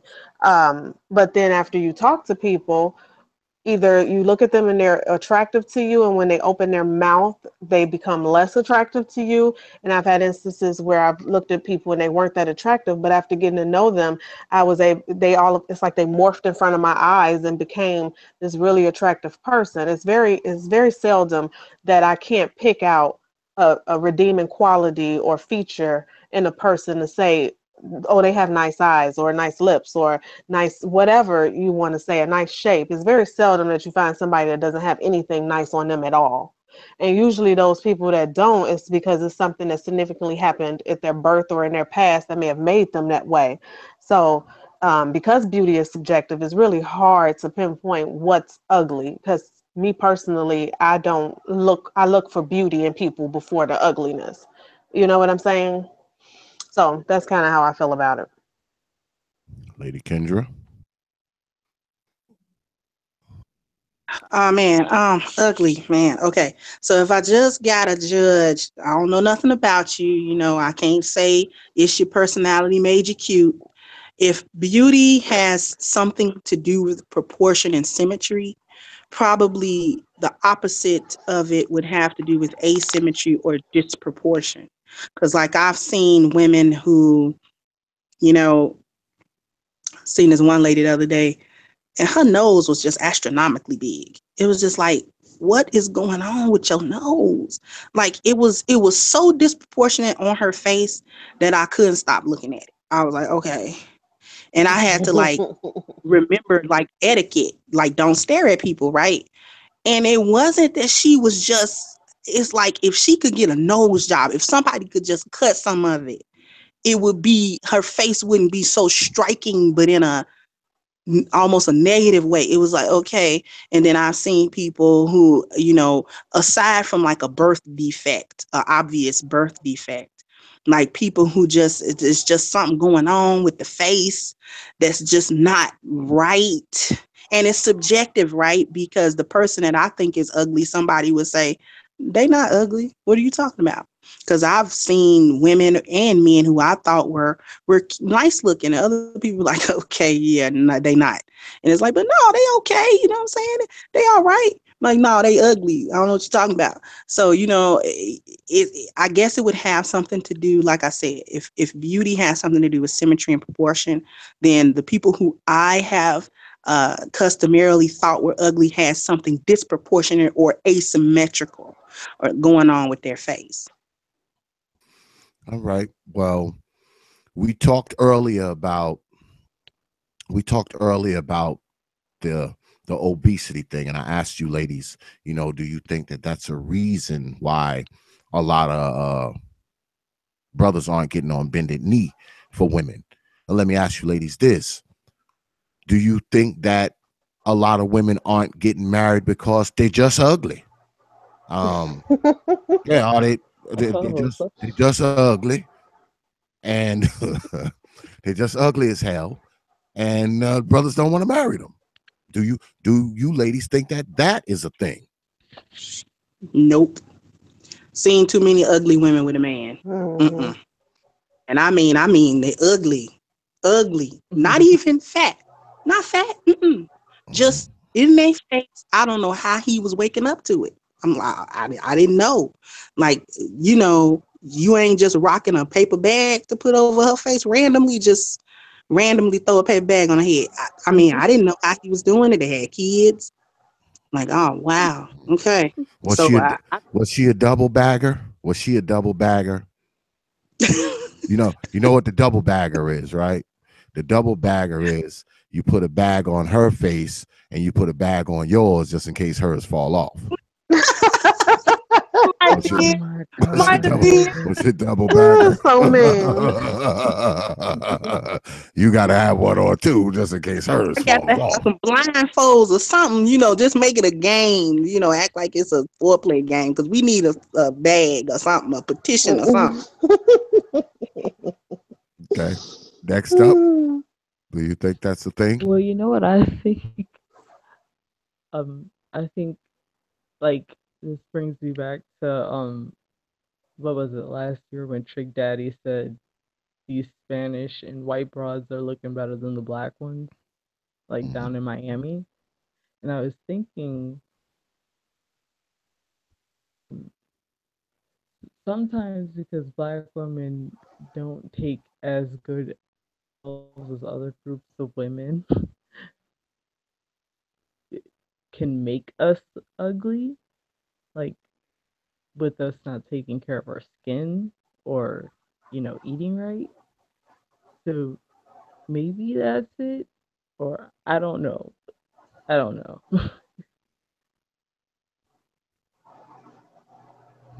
Next up,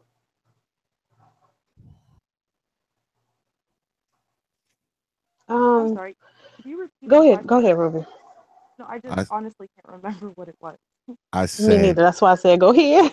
no. I was talking about. I said we had talked about the obesity thing, and I asked you, ladies, was it because a lot of women were morbidly obese was the reason why people wasn't getting on bended knee for them? And I said, could it be that some women are just ugly? They're just ugly as hell. That's why. That's why men aren't getting on bended knee for them. Do you think that that's a thing in black society? Okay. Well, I think at the end of the day, I mean, there's obviously, if there's an issue where women are judging themselves to be far more attractive than they actually are because, everyone around them is lying to them, then we're also going to have that issue in our men. So the thing used to be that, fours went after fours and you look for the best four you can get. So, because from an attractiveness standpoint, okay, neither of you are going to be getting a 10 as far as beauty, but at the end of the day, you're going to go try to find the person with the best personality and the best other characteristics and, who you vibe with the best and click with well and whatever. And I think in this new, especially in the millennial generation, everything is so superficial, it's so about beauty, and everybody has this fake perception about what they actually look like and what they deserve and what, almost like they feel like something was promised to them. So as a result, yeah, I think that it's not even that the ugly women are not getting married. I think that an average to pretty to even beautiful, but hey, she doesn't walk around like, she's hot shit and, she's not a dime or whatever. I think a lot of those women are literally being overlooked because everybody is looking for a 10 and everybody wants to be a 10, and anything less than a 10 and a dime doesn't count anymore. Mm. I Next. would say no, because like Kendra said, I have way too many instances where I could point out a ugly couple. Like, why are you even with her? I can't imagine that. However, I think that if there's any moment in time since my 38 years that the probability of people actually doing that is high, it's probably now, because we're living in a real superficial time right now, where everybody wants to be a 10 and everybody wants to date a 10. So I think maybe if you look at segments like demographically, age wise and stuff like that, you may find a different answer. Because the younger kids or the millennials, they do put looks before everything else from what I'm seeing so far. So maybe with them, yes, but then when you get to the 30 somethings, not so much so. No, not from. I don't think so. Yeah, because I mean, every couple of months I travel up the East Coast. I'm in North Carolina. Every couple of months I travel up the East Coast. And I'm in Virginia, I'm in Pennsylvania, I'm in Jersey, I'm in New York City, I'm in Long Island, so I travel up the East Coast. And let me tell you something. I have seen some of the ugliest women that I've ever seen in my life. I mean, in my life, I'm prettier than these women. Okay. And you know what's trailing behind those Godzilla looking women? 2 and 3 little Godzilla looking children. So what that tells me is this, and I spoke about this earlier. I believe that no matter how ugly a woman is, she can get a man. Now she may not necessarily be able to keep him. And the reason why, no matter how ugly she is, she can get a man is because us brothers will climb on top of anybody. Yeah, we'll climb on top of anybody. We just will. I mean, because like I said, I have seen some women, boy, that I mean, undescribably ugly, like indescript. Mm-hmm. The ugliness is just indescript. But trailing behind them, 2, 3 little ugly kids, which lets me know that some brother or some brothers did climb on top of this ugly ass woman. Okay. They did climb on top of this woman, whether it was 2, 3, 4 o'clock in the morning. I don't know. Now, most of the time, a lot of times now, I have seen women walking with dudes, these Godzilla looking women, they walking with dudes. But 9 times out of 10, when I see these ugly Godzilla looking women walking with these little kids, they usually by themselves. Why? Why? Because if a brother is climbing on top of him, he don't want nobody to know it. Yeah, he don't want nobody to know it. All right, they just don't. And see, the thing with that is this. See, with a man, if a man isn't that good looking, okay, if he's an ugly man, he's gonna have a hard time getting nice looking women unless he has money. The money is a great equalizer Mm-hmm. for men. No matter how bad he looks, if he's got money, he's got power, he drives a nice car, that kind of equalizes it. But see, with a woman, it's different. If she look like King Kong, I don't care how much money she got. I don't care where she work. Her chances aren't going to be that great, no matter how much money she got. Because even with all her money, brothers will come around, but the brothers will be coming around 3 o'clock in the morning. Ain't gonna be no dates. Ain't gonna be no out to dinner. Ain't gonna be no holding hands walking in the park.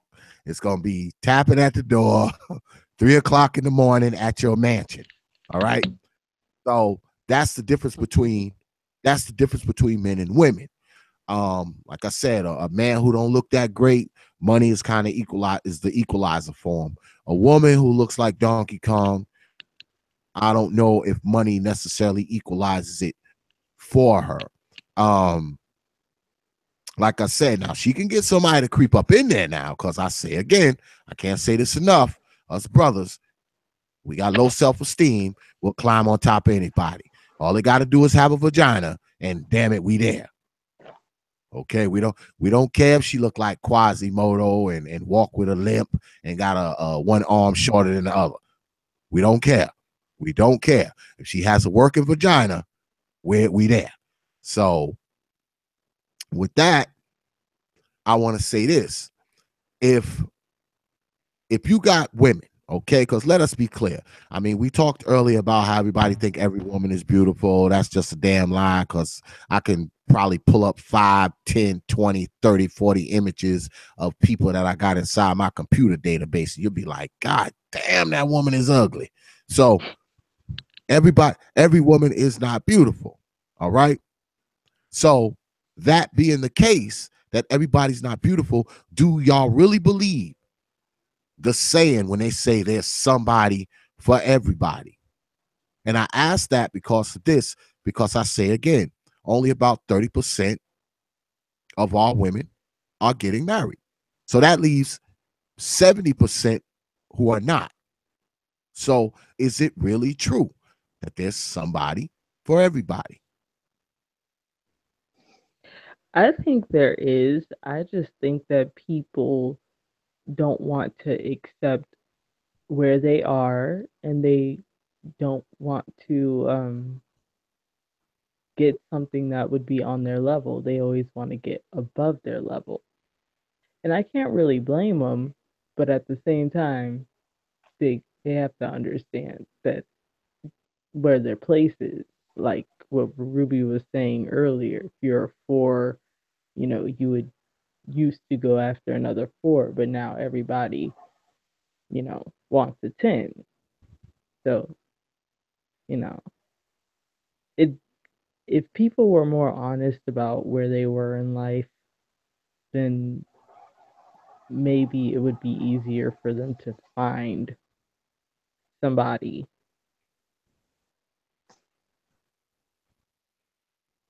Next up. I have to agree with Cats.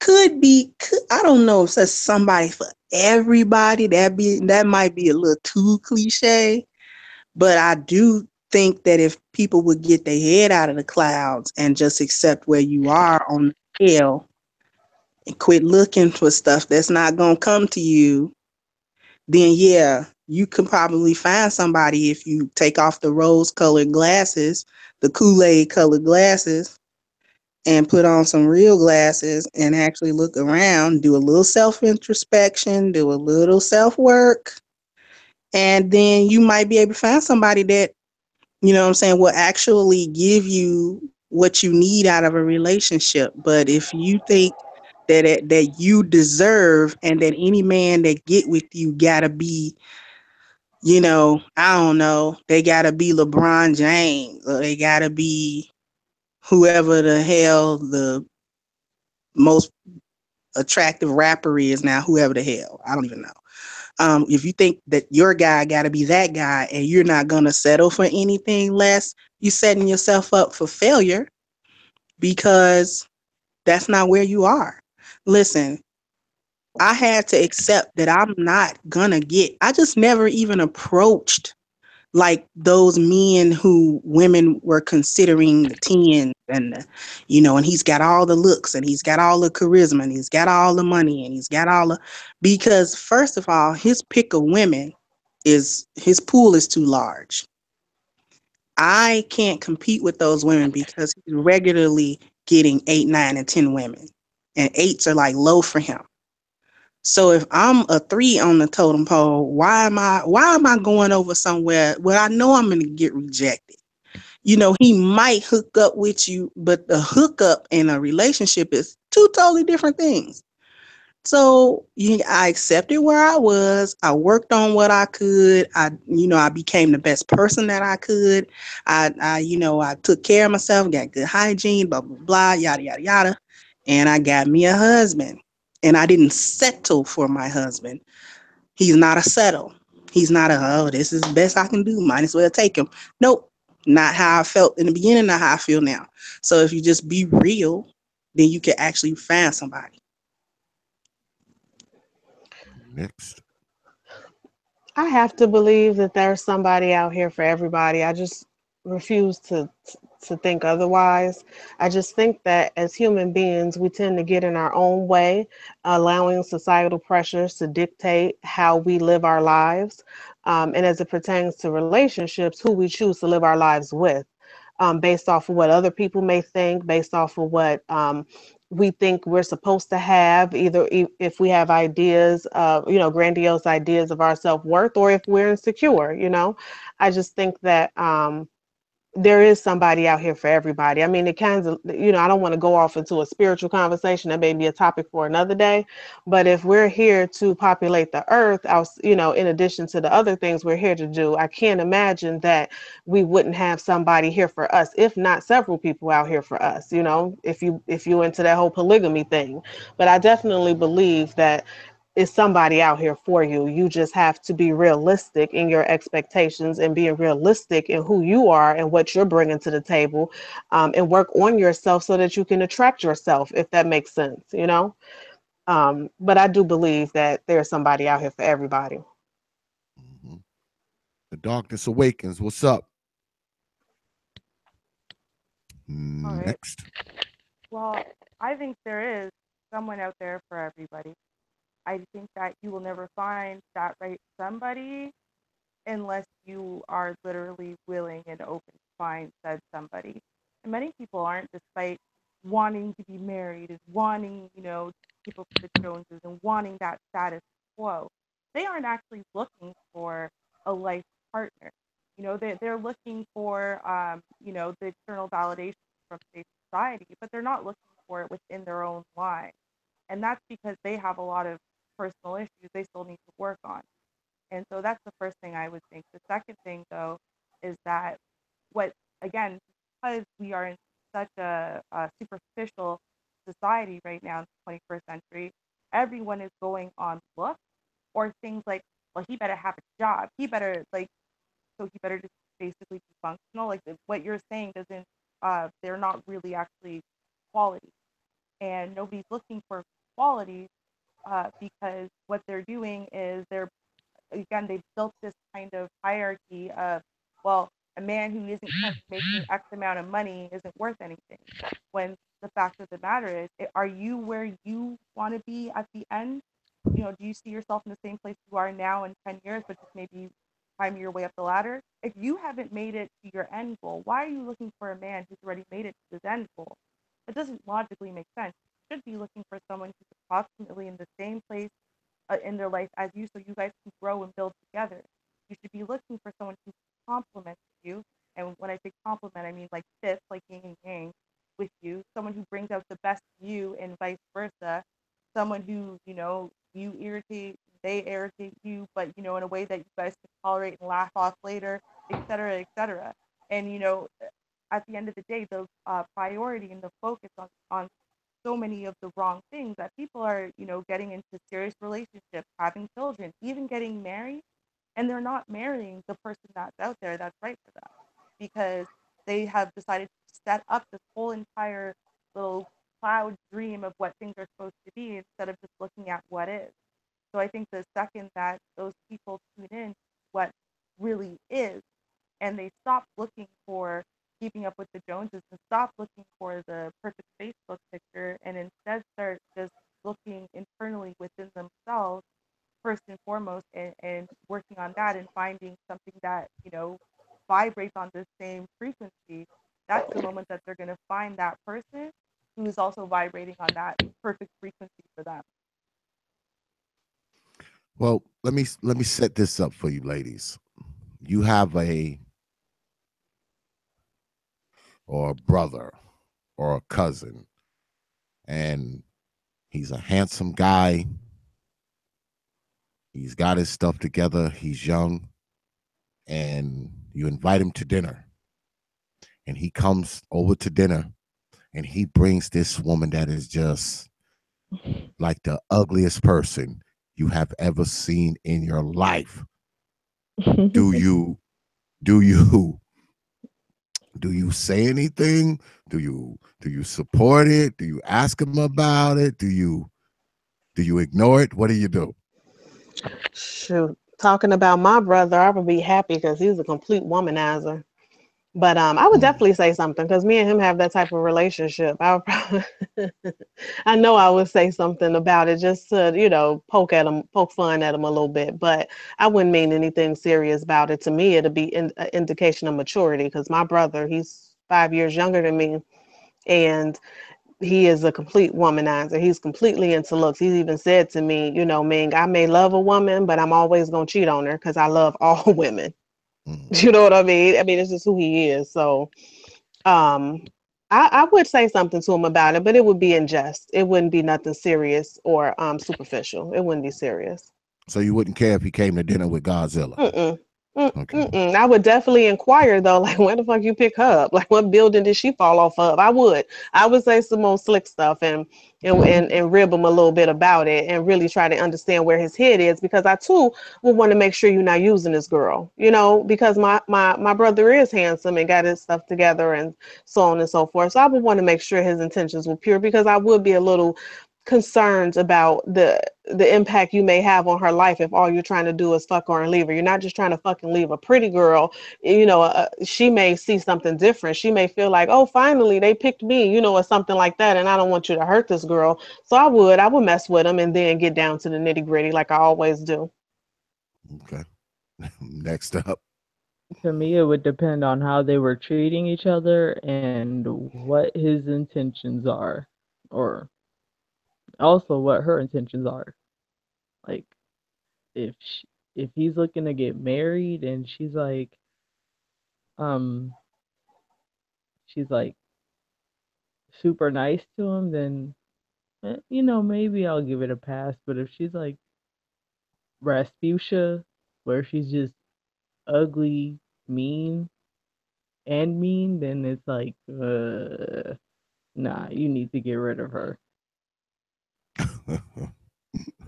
next. Next. Well, I think Oh for me, man. Oh, go ahead. uh, I'm sorry. right.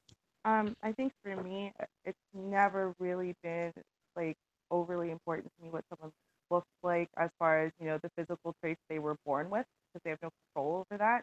So I'd be judging other factors, as far as, how they were put together, how clean do they smell and look, and, other factors like that. And so based on that put togetherness, how confident are you?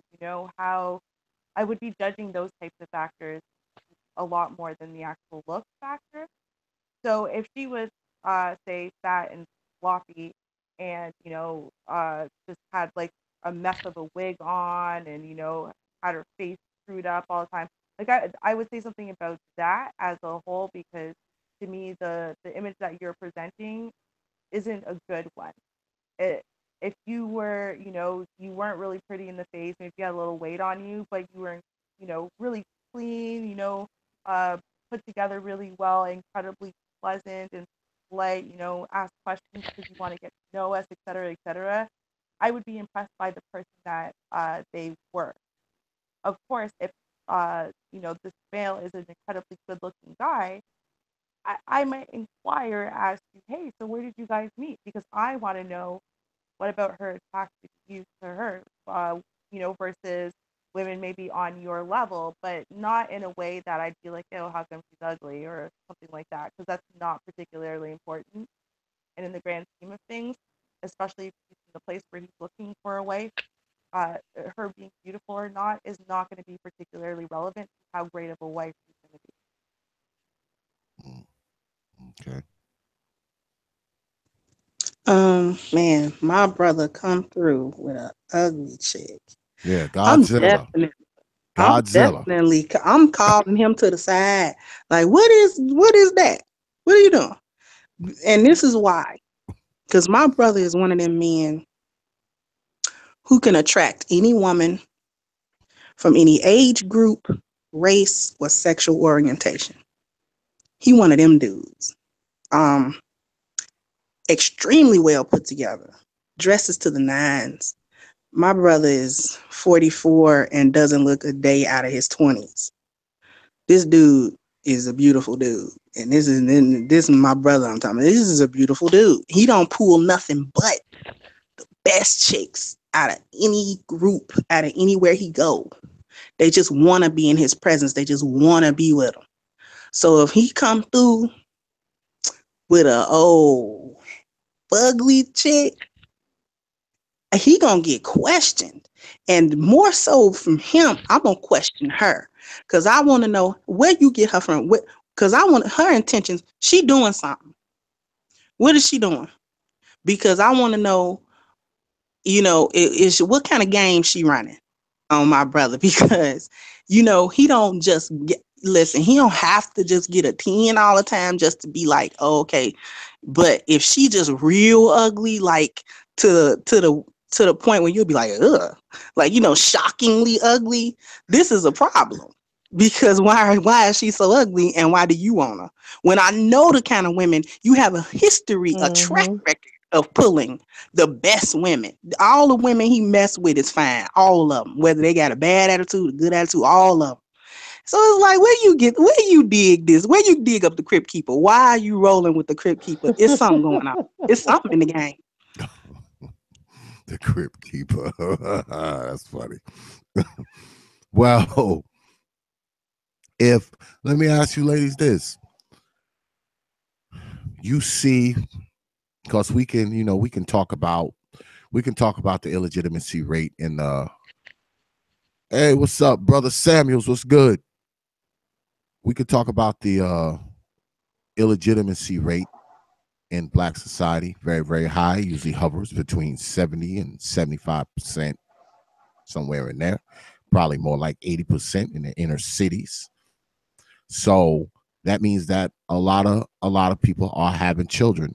And a lot of these women that are having these children are these ugly Godzilla Crypt Keeper looking women. Now, do you ladies think that these women who look like Godzilla think that they are having children? Do they have a secret agenda for having children? Do you believe the quote unquote line where they say these women have these children to prove that someone liked them, someone banged them, someone slept with them? Do you believe that these women that are really, really ugly that have these children, do you think they have these children for that reason? Well, if you're talking about the inner city, I don't think it's that per se. I just think that they do it for the reasons the cute chicks in the inner cities would do it, because they either want to keep a dude or they want to get on some welfare. But if it's like maybe if you went like middle class or something and something like that happened, that might be the situation. Okay, next. Yeah, I can agree with that, and I also think it's some validity to the question. Almost like a trophy. See, somebody loves me type of trophy.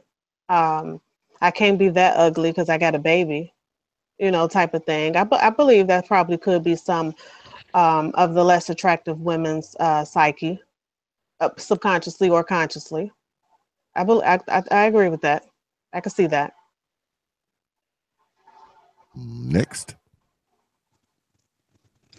Yeah. An unattractive woman, or just a really kind of downright ugly woman, is probably having children for the listen. I can love somebody, and somebody will love me despite how I look. The child will be obligated to love me. So even if the father doesn't, I actually wanted to have a kid, whether it was illegitimate or not, because the child will be obligated to. It's a good point. Lady Cats. Well, Lady Classic. Lady Classic, my bad. Okay. So I think that the reasons would be varied, obviously, and on surface level, I don't think there would always be really a conscious awareness of any of them. Although I do think that every point brought up is certainly valid. I think that what you will see though is in lower class neighborhoods to poverty stricken neighborhoods, you're going to see the birth rate obviously much higher and the unwed mother birth rate be significantly higher.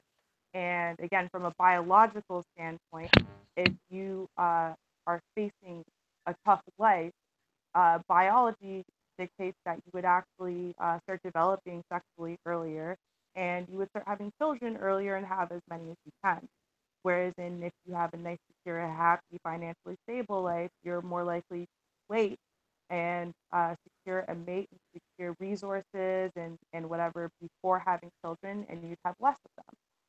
So, with that being said, I think if you look at that under the picture of everything else, I think that's where you're trying to get a fuller picture where on the surface there might be reasons that the women will give and say, well, well, I knew my baby will always love me, or as a see, look, obviously, man likes me enough. Yeah, he likes me because I had his baby, and men only say have my baby when they find it sexy or whatever. And you might hear all of these rationalizations, but I think underlying them, if you look at a woman who's similarly ugly from a really good financially secure, stable home and environment, you're going to see a lot less of them getting pregnant at early ages or unwed or, at the rates that we're seeing. So I think you have to look at everything. Oh, snap. The master teacher in the house. What's good, master teacher? Master teacher, you want in on this?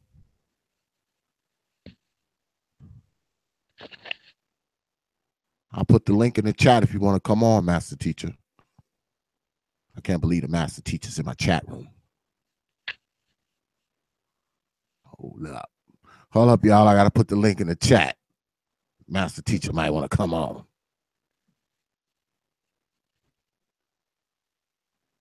That would be great. Oh, yeah, absolutely.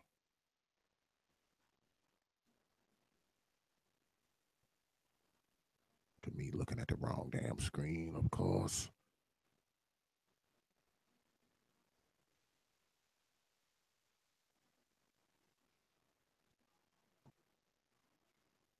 So now we went through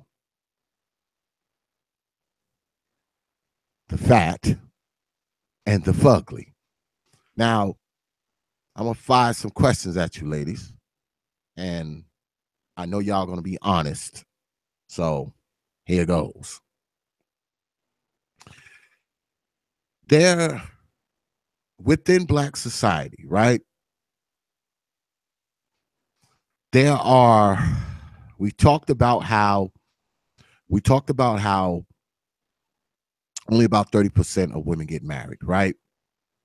And I have a saying, and I say this all the time, and I know it bothers people when I say it. I say, the only place you likely to find a black widow is behind your house and out in the woods.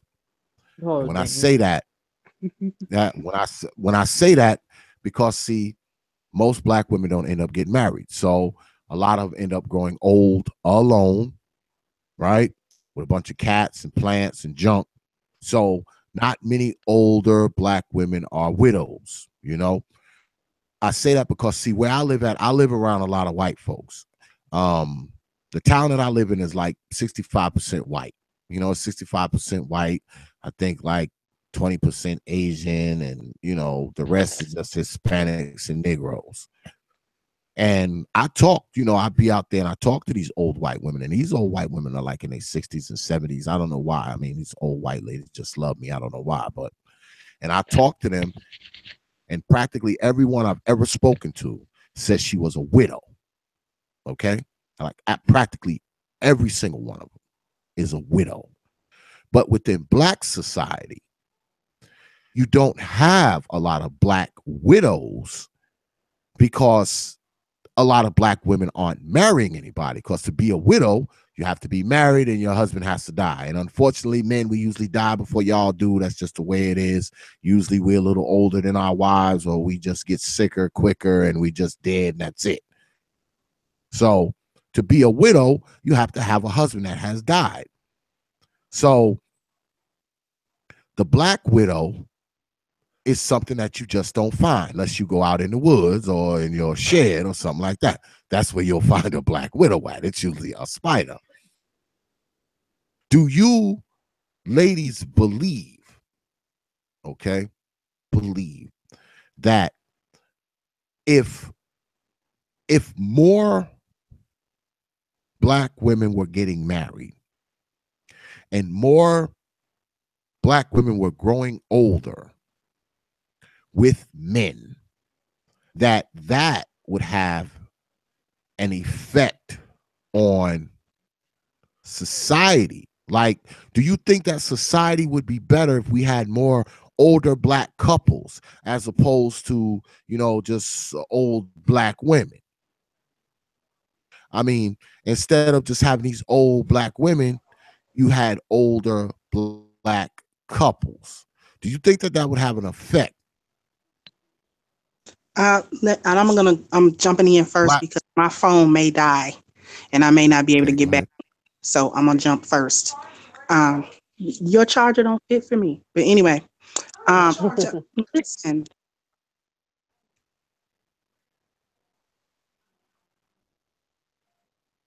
Did we lose Lady Kendra? I think she might have dropped off. No, I didn't drop off. Ooh. Um, Okay. Oh, okay. uh, I was talking to my sister, but in any case, yes, it would be better because the couples would be able to dispense valuable information and wisdom because there would have been balance and it wouldn't be this one-sided, feminist driven, bastardized, matriarchal thought pattern that kind of rules the roost. And it's morphed the younger generation. This is way worse in that than my generation or the generation before me.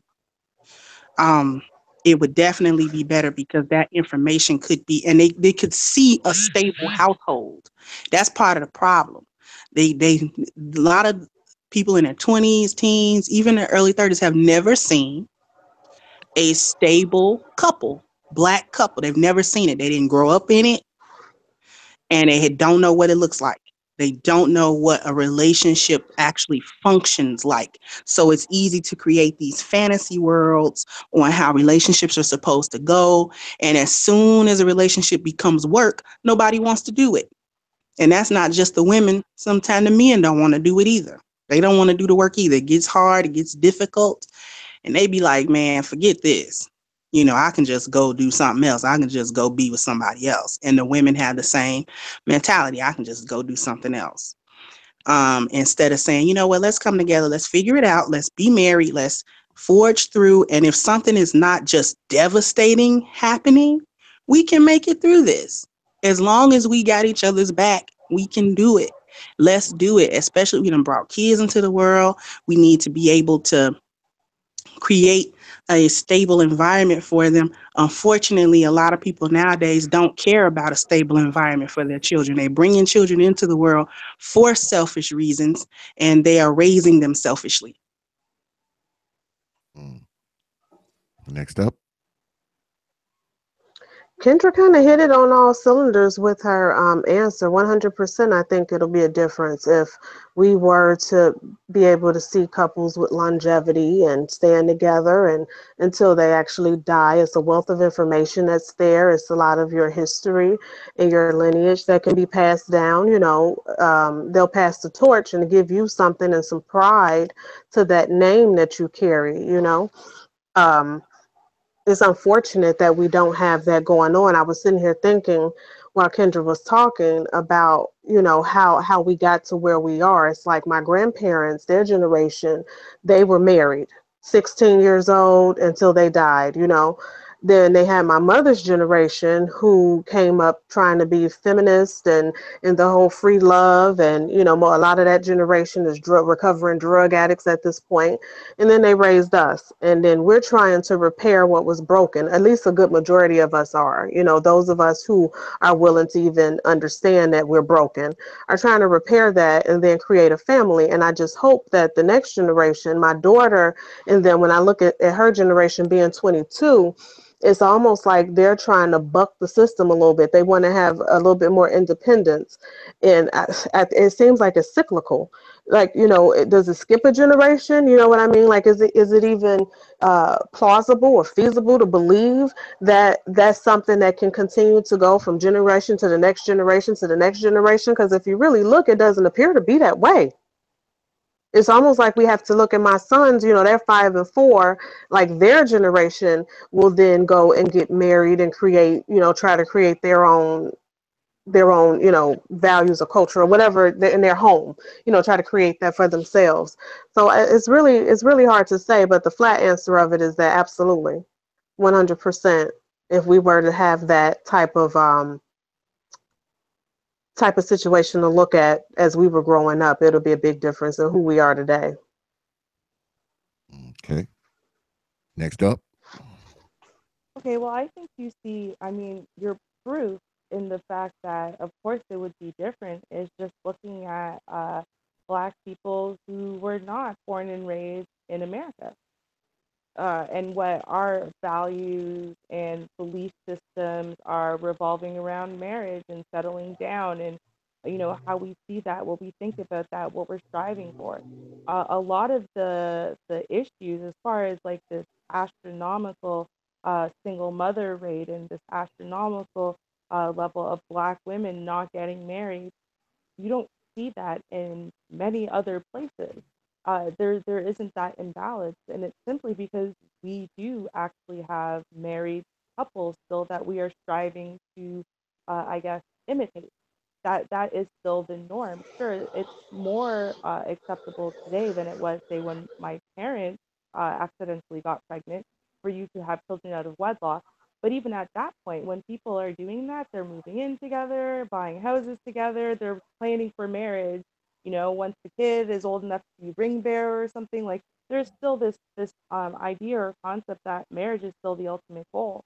And I think again, it's because you still have a large portion of married couples to model yourself after, and you look at your family members or people in your community, and the ones that aren't married are generally less happy, less functional, less um, uh, they have less in general versus the ones that are married and have had long marriages, etc. So I think that you can literally just take a look outside of America at Black populations in other places to see that having married couples as role models is something that the younger generation needs to want to be married. And so it's going to take the hit almost of our, if it's not our generation, then it's the generation under us. But eventually, one generation's gonna have to say, okay, you know what? I don't know how this is supposed to work. I don't get the fact that, when things get hard, you just stay anyway. And even when I hate your face, I just stay anyway because I got to work through it, and we're going to work through that feeling, even if it's 6 months it takes or whatever. I'm going to do that because overall my community needs it. And if we don't do that, then I think that this trend will just keep going. Okay. Lady Cats. I think it would be more beneficial. I think it would help out because then um kids would get a full understanding of their history instead of one side. Like a lot of the problems is that people don't, like Black people don't know where they come from, and so people can just tell them anything and they'll pretty much believe anything. So yeah. Well, speaking as speaking as a man, hey, what's good, master teacher? The master teacher's in the house. Hey, what's going on? Just another night with the unicorns, master teacher. it would it would appear that in black society, right, and brothers who are looking to get married, I think with a lot of brothers, because as men we understand, even if we meet you, right, we talking tonight, the fine, the fat, and the fugly, right? We meet you, you fine, we marry you, you get a little fat, and you get older, you may even become fugly. But when we marry you, we're prepared to accept that because we know that's probably the way it's gonna turn out. You're gonna be fine, then you're gonna be fat, and then you might eventually be fugly. But if we with you through that process and we see that process, it's different because when we first met you, we judged you on your looks, then we got to know you. We got a grasp of your personality and all of that kind of stuff. So, you put on a few extra pounds. We don't really mind all that much. You get old and, your skin look like it's made out of leather. We don't really mind that much because, we watched the change and you've changed within I guess the circumference of our love, the love that we have for you. The change has taken place within that. But I think it's different as a man when you see a woman who maybe 350 pounds. You see a woman who she looked like Donkey Kong. I mean, you can't see that far. You can see that far when you meet a woman and she's decent looking, you nice with, she's nice looking, you like the way she looks, you can see all of that, you know this all the time. I say, if you want to know like in 20, 30 years, just look at her mama. Look That's at true. them. Yeah, look at her mama. And that's what you're going to have in about 20, 30 years. So, I mean, and that's the standard as far as I go. But what I want to ask you ladies is when because I know, most of y'all got husbands. When y'all met y'all husband, are y'all prepared? Are y'all ready to become, gain a few extra pounds and maybe not be so attractive when you get to be 50 and 60? Or do you plan on keeping yourself up? Do you plan on exercising? Do you plan on, I don't know, getting plastic surgery? I don't know. I mean, what's the deal with you ladies? I'm I planning on plan keeping on, my, yeah, oh, I plan on keeping myself up. yeah. That's kind of the short Okay. answer of it. If you look at my mother and my grandmother, I come from a Coke bottle shaped family. So a lot of it goes to the hips, butt, and thighs, like kind of situation. But I plan on keeping myself up. I mean, it's a never ending battle you have to fight, and outside of the aesthetics of it all, it's a lot about health too. Just making sure that you're not being obese or getting diabetes and high blood pressure and high cholesterol and so on and so forth. Me personally, I really care about my mortality because I do have small children and I would love to see my grandchildren and even great grandchildren. So I really care. I really think about that a lot, or I used to think about that a lot, wanting to be around for them. So personally, it'll be something that I work on all the time. Okay. So you have no intention on going from fine to fat to fugly. You have no intention of Mm-mm, doing that. none whatsoever. That would not be my intent. But through the grace of God, I do have a husband that if I were to make that transition, I have no fear that he'd leave me. Okay. Next up. Well, my mother set the standard pretty high in terms of keeping herself up as a She's about 20 years older than me, and she does a lot of personal training, and she also teaches Latin dancing. So she's in pretty good shape too. If I do get married, uh, and a guy sees my mother, well then I pretty much have some pretty big shoes to fill. Okay.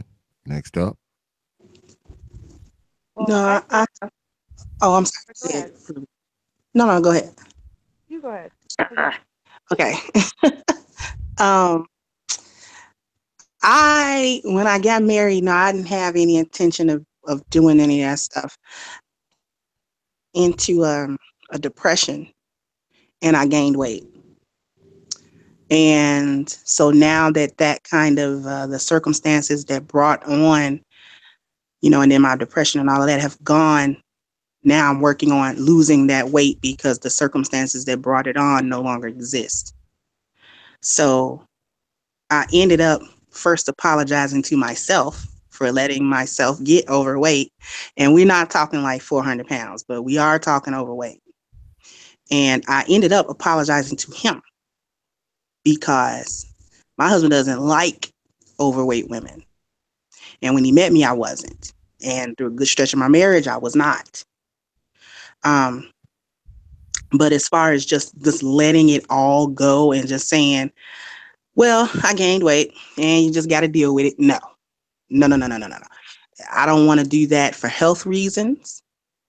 I don't want to develop these diseases that come from something so simple as you could have did, some jump squats. You could have did some crunches. You could have walked. It was a number of things to do to not, when stuff is preventable, you just do it. And so that's where I'm at now.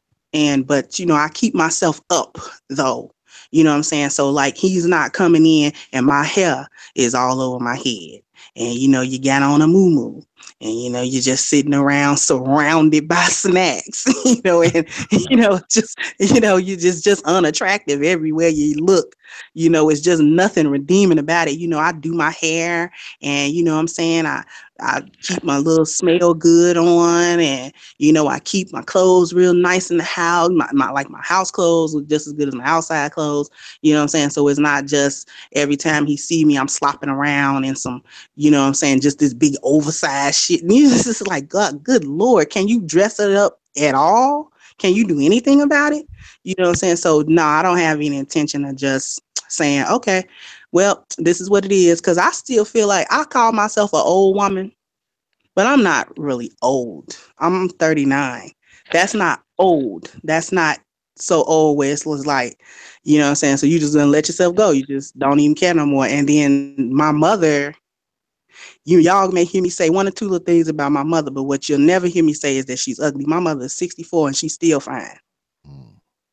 I actually have shoes to fill in that area because my mother is pretty. She's always been pretty and she's still pretty. Next. All right. Well, for me, like, first of all, I plan on aging naturally, meaning I'm not going underneath the knife and risking serious procedures, especially because I have malignant hypothermia, which is basically an allergy to general anesthetic. So to get rid of wrinkles or whatever I get, whether it's wrinkles or stretch marks, that's what we're going with. But with that being said, what I've noticed is that the women who get really fat after having their third kid are the ones that use pregnancy as an excuse, eat a bunch of crap as much as they want, and gain as much weight as they want, and then lie to themselves and everyone else and say it's baby weight. It's not. That's not really particularly necessary, and it's not really good for your baby either. So I don't plan on using anything that I'm going through in life, whether it's um, going through pregnancy or sleepless nights with the baby or the stress of raising children as an excuse to eat terribly or let myself go or ignore my look, uh, just because I have an excuse. That will never be my strategy. Now, with that being said, my mom had me at 18 and she got a pot belly that she can't get rid of. So will I get a pot belly after my first kid? Maybe. And, then I'll have to just kind of deal with the pot belly or whatever. I don't know if I'll get saggy places and I'll have to deal with that. But you know what? I will still do my best to kind of, that's not an excuse for me to just let myself go. So I will keep myself up, especially in the weight regards, because you have control over that. Just like with my husband wanted to wear a white suit for a wedding and he had put on a lot of weight. And I said, okay, well, you can, but you're going to have to drop weight because I don't want a marshmallow standing on, the end of the aisle waiting for me.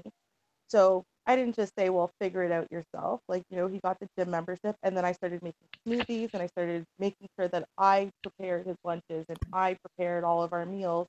So that way they were delicious but healthy. So, and he lost the weight relatively quickly and felt really great about himself. So I know if he can do that, I can do that. I can continue making sure that my family is eating healthy, and that I'm always putting that extra effort in to make sure we don't devolve into eating McDonald's and pizza and think that that tastes good over a good home cooked meal. So there's that aspect of it. Obviously, there's the aspect that you get older, you get wrinkles, especially me with the light skin side of my family, they get wrinkly.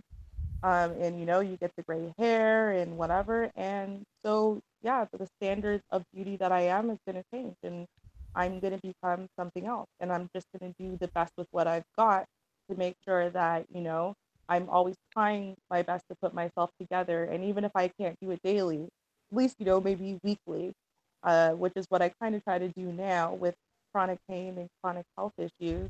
I'm not going to look good a lot of the time.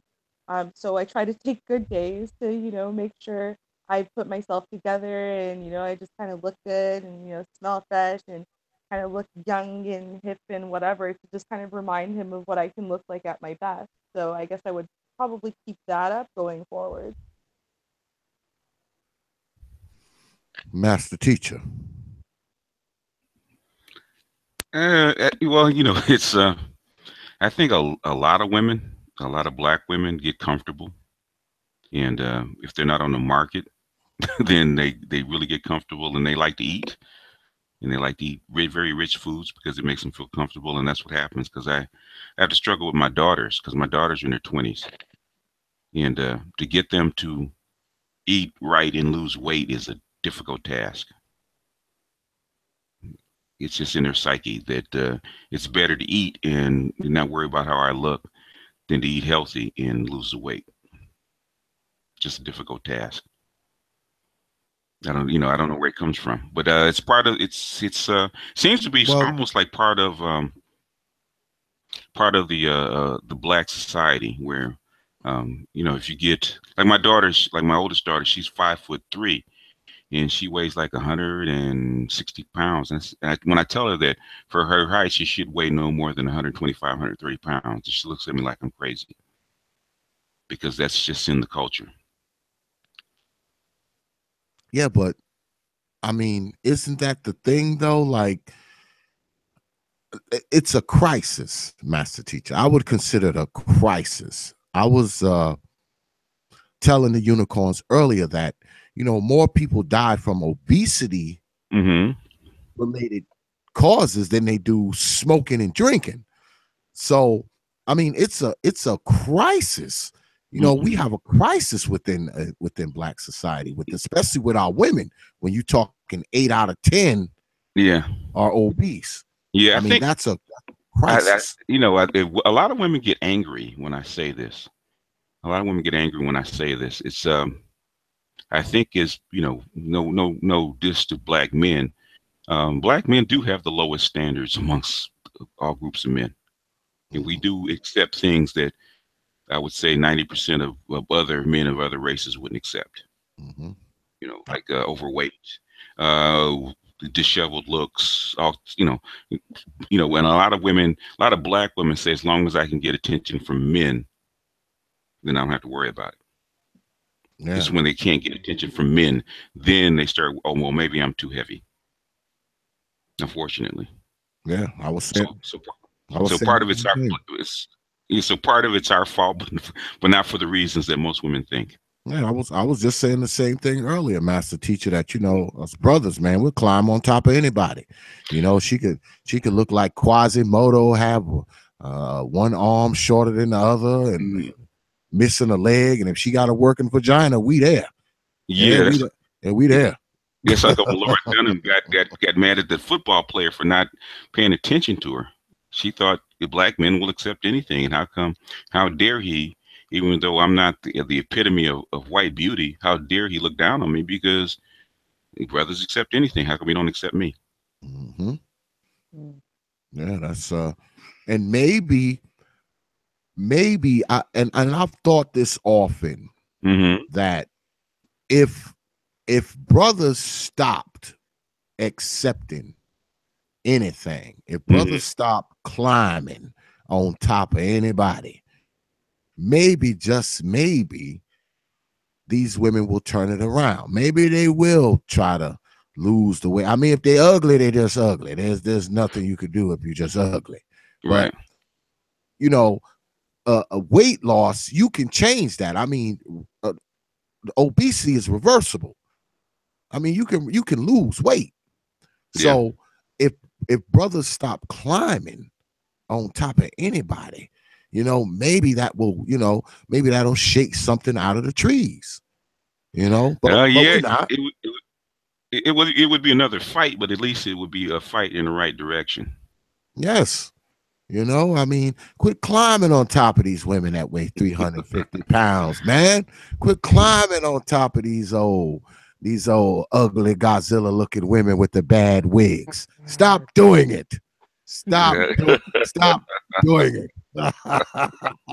Stop doing it. Yeah. So I think the obesity. Unfortunately, now this one thing I can't hold black men accountable for is black obesity amongst black women. I think you can't hold black men accountable for that because black men should tighten up their standards. Black women wouldn't say that, but black men should tighten up their standards. And I think Exactly. that would encourage more. I would say the vast majority of black women actually lose the weight and be healthy. Yeah, well, I think that a lot of the things that we see, within our women, because the reason that I have this panel together so we can address, some of the things that's going on in black society, as far as women are concerned, Hmm. and the unicorns are different. They're just different. They talk different. They think different. They just process things different, and Hmm. we confront these things. And I think a lot of times, if we as men, if we didn't have such low damn self-esteem and Hmm. just accept any old thing, Hmm. maybe we wouldn't see so many obese women. Maybe we wouldn't see so many old ugly looking women with bad wigs. Yeah. And Yeah. I was telling them earlier, master teacher, that I've been all up and down this East Coast, and I'm telling you, I've Hmm. seen I've seen some of the ugliest women I've ever seen in my life, master Hmm. teacher. Oh yeah. But trailing behind those ugly women is Hmm. two or three little ugly kids. Hmm. So so somebody's climbing on top of them. Yeah. And All right. you know what? Know what, X? Just to get your opinion on this, I think it's not a self-esteem problem. I think it's a self-worth problem because a man that thinks he's worth something, that's worth and about something, is going to have more better standards for what's around him, his car, his house, his women, everything. So I think a lot of black men have a self-worth problem. That's how come because it's always the guys don't think they're worth anything, don't think they ain't shit, is going to have 10 and 15 children by 6, 7, 8, 9, 10 women Oh because yeah. he has nothing to lose. He's And got it's nothing a to lose. question, of access too. I mean, if you around a bunch of women that's 350 pounds and look like Hmm. Godzilla, you don't have a lot to choose from unless you leave out of that area. And I think that's a problem too, because like 70% of us, we never leave within a 50-mile radius of where we Hmm. were born. Hmm. So, I mean, access has a lot to do with it too, I think. Yeah. Yeah. Where we are, our geographics have a lot to do with it. And I think geographics have a lot to do with, what we're talking about tonight. Hmm. Um, You know, you have a lot of these women who don't have access to decent food for whatever reasons. They live in a place where it's a virtual food desert, or you know, their economic status keeps them from being able to purchase the food that would be more healthier. Their lifestyle, you know, I mean, I think all of that plays a part in it, you know. I think all of that plays a part in it. And well, we you know, as a boomer, you know, we raise these kids on you know, because of the fast paced lifestyle and women having to work, it's easier to stop by one of the burger shacks and shove a burger and fries in the kid's mouth rather than make them a healthy meal. Yep. And Yeah. if I can, on the Go ahead, back Lady of Kendra. what you were talking about the food choices and stuff like that, you Mm-hmm. know, there are a lot of food deserts, especially in the lower income neighborhoods. I'm living in one. Difficult to get to the stores if you don't have a vehicle. Mm-hmm. To get to a larger grocery store with a real full line of groceries and not a corner store, you know, that sell nothing more than cookies and pop and, you know, all this other stuff. However, a lot of the black women, let's just be real, get stamps, especially if they got a lot of kids. Okay. And so you're Mm-hmm. buying food and you don't have to pay taxes on that food because Mm-hmm. you're with stamps. And it has a lot to do with how black people as a collective, black women, think about food. Mm-hmm. There's this pervasive thought that healthy food is quote unquote white people food. Mm-hmm. You know, ooh, you cooking that white people food. No, I'm cooking healthy food, mind you, and I'm cooking food that I actually want to eat and I can cook. So, for example, where I live, I can take one bus ride and I can get to a Whole Foods. Okay. Now, a Whole Food take EBT. Whole Food Mm-hmm. takes EBT. Now, if you go in, if you just change your mentality, see, the mentality and the way we think about it has to change to make better decisions on the food because the money is there to buy it. Because if you can fill Yeah. 2 carts worth of hot dogs, bacon with that rind on the side of it, and pan sausages and grit balls, then Mm-hmm. you can spend that same money and go and get fresh vegetables, fruit, you can get a better cut of meat.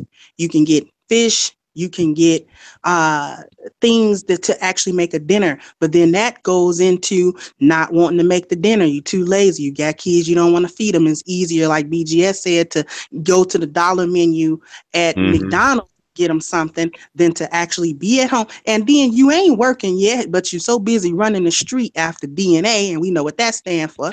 You're so busy running after that you can't come home, all right, cook something for them kids. And I don't mean them little Scott Peterson hot dogs make their belly hurt. I'm talking about get in there and cook them a meal that they can eat, that stick to them. And you know what I'm saying? But that would depend on you actually having food in your house that did not come out of a can, Right. box, or bag. Yep. Yeah, I mean, because when you do these things, I mean, you're teaching the children bad habits. Like, you know, if you have bad shopping habits and bad eating habits, you know, because a kid, he gonna eat whatever mama give him. I mean, that's all he can do. He don't really have a choice, you know. And you know, if you got these bad habits and you pass these down to the kid, I mean, they're just going to come up and be a next generation of doing the same bad stuff. I mean, they're going to do the same thing. They're going to think the same way. They're going to pick up the same bad habits. They're going to eat unhealthy, just like your ass eat unhealthy, because these are the habits that they have been, you know, they've grown up in these bad habits. So how can they not take these bad habits out with them when they become adults, unless they have like some revelation, you know, when they get to their adult life, you know, they're going to pick these bad habits up, and in kind, they'll be doing their children the same way, right? Yep. I mean, it's like we live in black society. We live in a society of continuous bad habits. You know, from everything to our family makeups to how we eat, the way we do finances, all of that. I mean, it's just bad habits. And we turn around and we pass these bad habits down to our children, and they grow up and they do the same stuff. And I think the only way that some of these bad habits are going to change is if the minds of people within Black society change. Now, I know that's a tall order. Okay, that's a very tall order. But the minds have to change. I mean, you have to be able to change your thinking, okay, before you can change your behavior. I say that all the time. You can't, if you're going to think the same, you're always going to do the same. And I think the problem within Black society is that a lot of us, we just can't change our minds. It's easier to just stick with the status quo, stick with what we know. You know, we're afraid of difference. We're afraid of thought. Brother Jones, who was on my stream the other week, he said something, man, that stuck with me. He said that Black people don't like to think. Black people like to be told shit. All right. And we have a lot of people telling other people shit that ain't worth a damn. Mm-hmm. All right. They telling people shit that ain't worth a damn, Master Teacher. And people are sucking this stuff in, and they're applying this BS to their life. Yeah. That's why our women are freaking morbidly obese, because they sucking this in with everybody telling them, oh, girl, you know, you weigh 300 pounds, but you still fine. You know, they sucking that in and applying that shit to their life. Yeah. And it's BS. And then in turn, passing it down to the kids. Yep. You know, that's where we are, man. But anyway, I want to thank the Unicorns. They did a good show tonight, as always. And we also ended up with the Master Teacher, you know, of course. You know, we always end up with a brother on here somehow, some way. We end up with a brother within the panel that I hold in high regard. We'll be back next week, 9:30 p.m. Eastern time. Yeah. Same. I just want to say something real quick to the lady. Go ahead. Go ahead. You know, you guys don't realize how much that you guys are actually starting to change Black women's minds, believe it or not. And a lot of the stuff, because you guys are holding a standard in front of them, that you can be held accountable, that you can think independently. You can, you know, you don't have to have your hand patted. You guys can be strong and stand up and do the right thing. You see that a lot of that's starting to echo and reverberate amongst Black YouTube, especially amongst the women.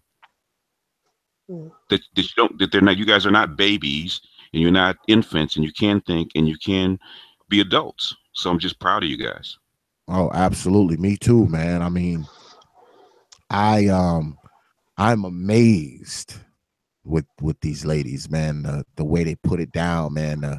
You know, the answers they gave me to questions that I asked them, man. It's like, you know, it's like so refreshing to hear them speak, man. I look forward to these Thursdays, man, because I've been doing this for a while now, for a few weeks. I look forward to these Thursdays because I know they're going to put up a good show, and I know they're going to give some good information, and hopefully, you know, ladies out there are listening to these women talk and listen and pay attention to the standard that they set, you know, and at the very least, you know, try to follow that example and, you know, take something positive from it. Because see, brothers like you and I, Master Teacher, we could say this stuff all day long and they wouldn't pay no attention to us. But when you have women saying the same thing, I think it has an impact. I do. It does. I think it has an impact. And you know, I want to thank y'all, the 4 unicorns, Lady Classic, Lady Cats, Lady Kendra, Lady Ming, the Unicorn 4, once again laying down a good show. And like I said, check us right here, 9:30 p.m. Eastern time next week, right here on the old T.L.O.T YouTube page. And be sure to stop by Proper Thought Series on Facebook and check out the T.L.O.T bandwagon Facebook page and the Prophet of Thought Series fan group page. And make sure you stop by the website, www.don'teventryi.wikifoundry.com. And you can hit us up on Instagram, and we have a WhatsApp.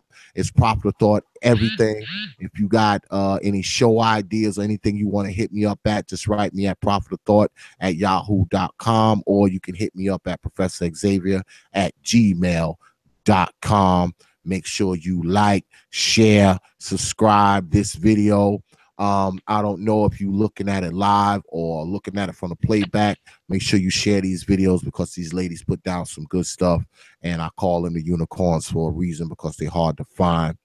And with that, and also I want to thank the master teacher for coming through. Absolutely. Always a pleasure to have you on, sir. Always a pleasure. You and I got to do another one-on-one, master teacher. Name the time. Point, you know? Yeah, name the time. Maybe yeah, next name maybe it. maybe next week, if you're not busy. We might do something next week, master teacher. Oh, all yeah, right? Anytime. All right. So with that, I will leave y'all with 3 words like I always do. Open your minds. And we out of here, y'all. The Prophet of Thought series. All right. Good night, everybody. Night. Good night, guys.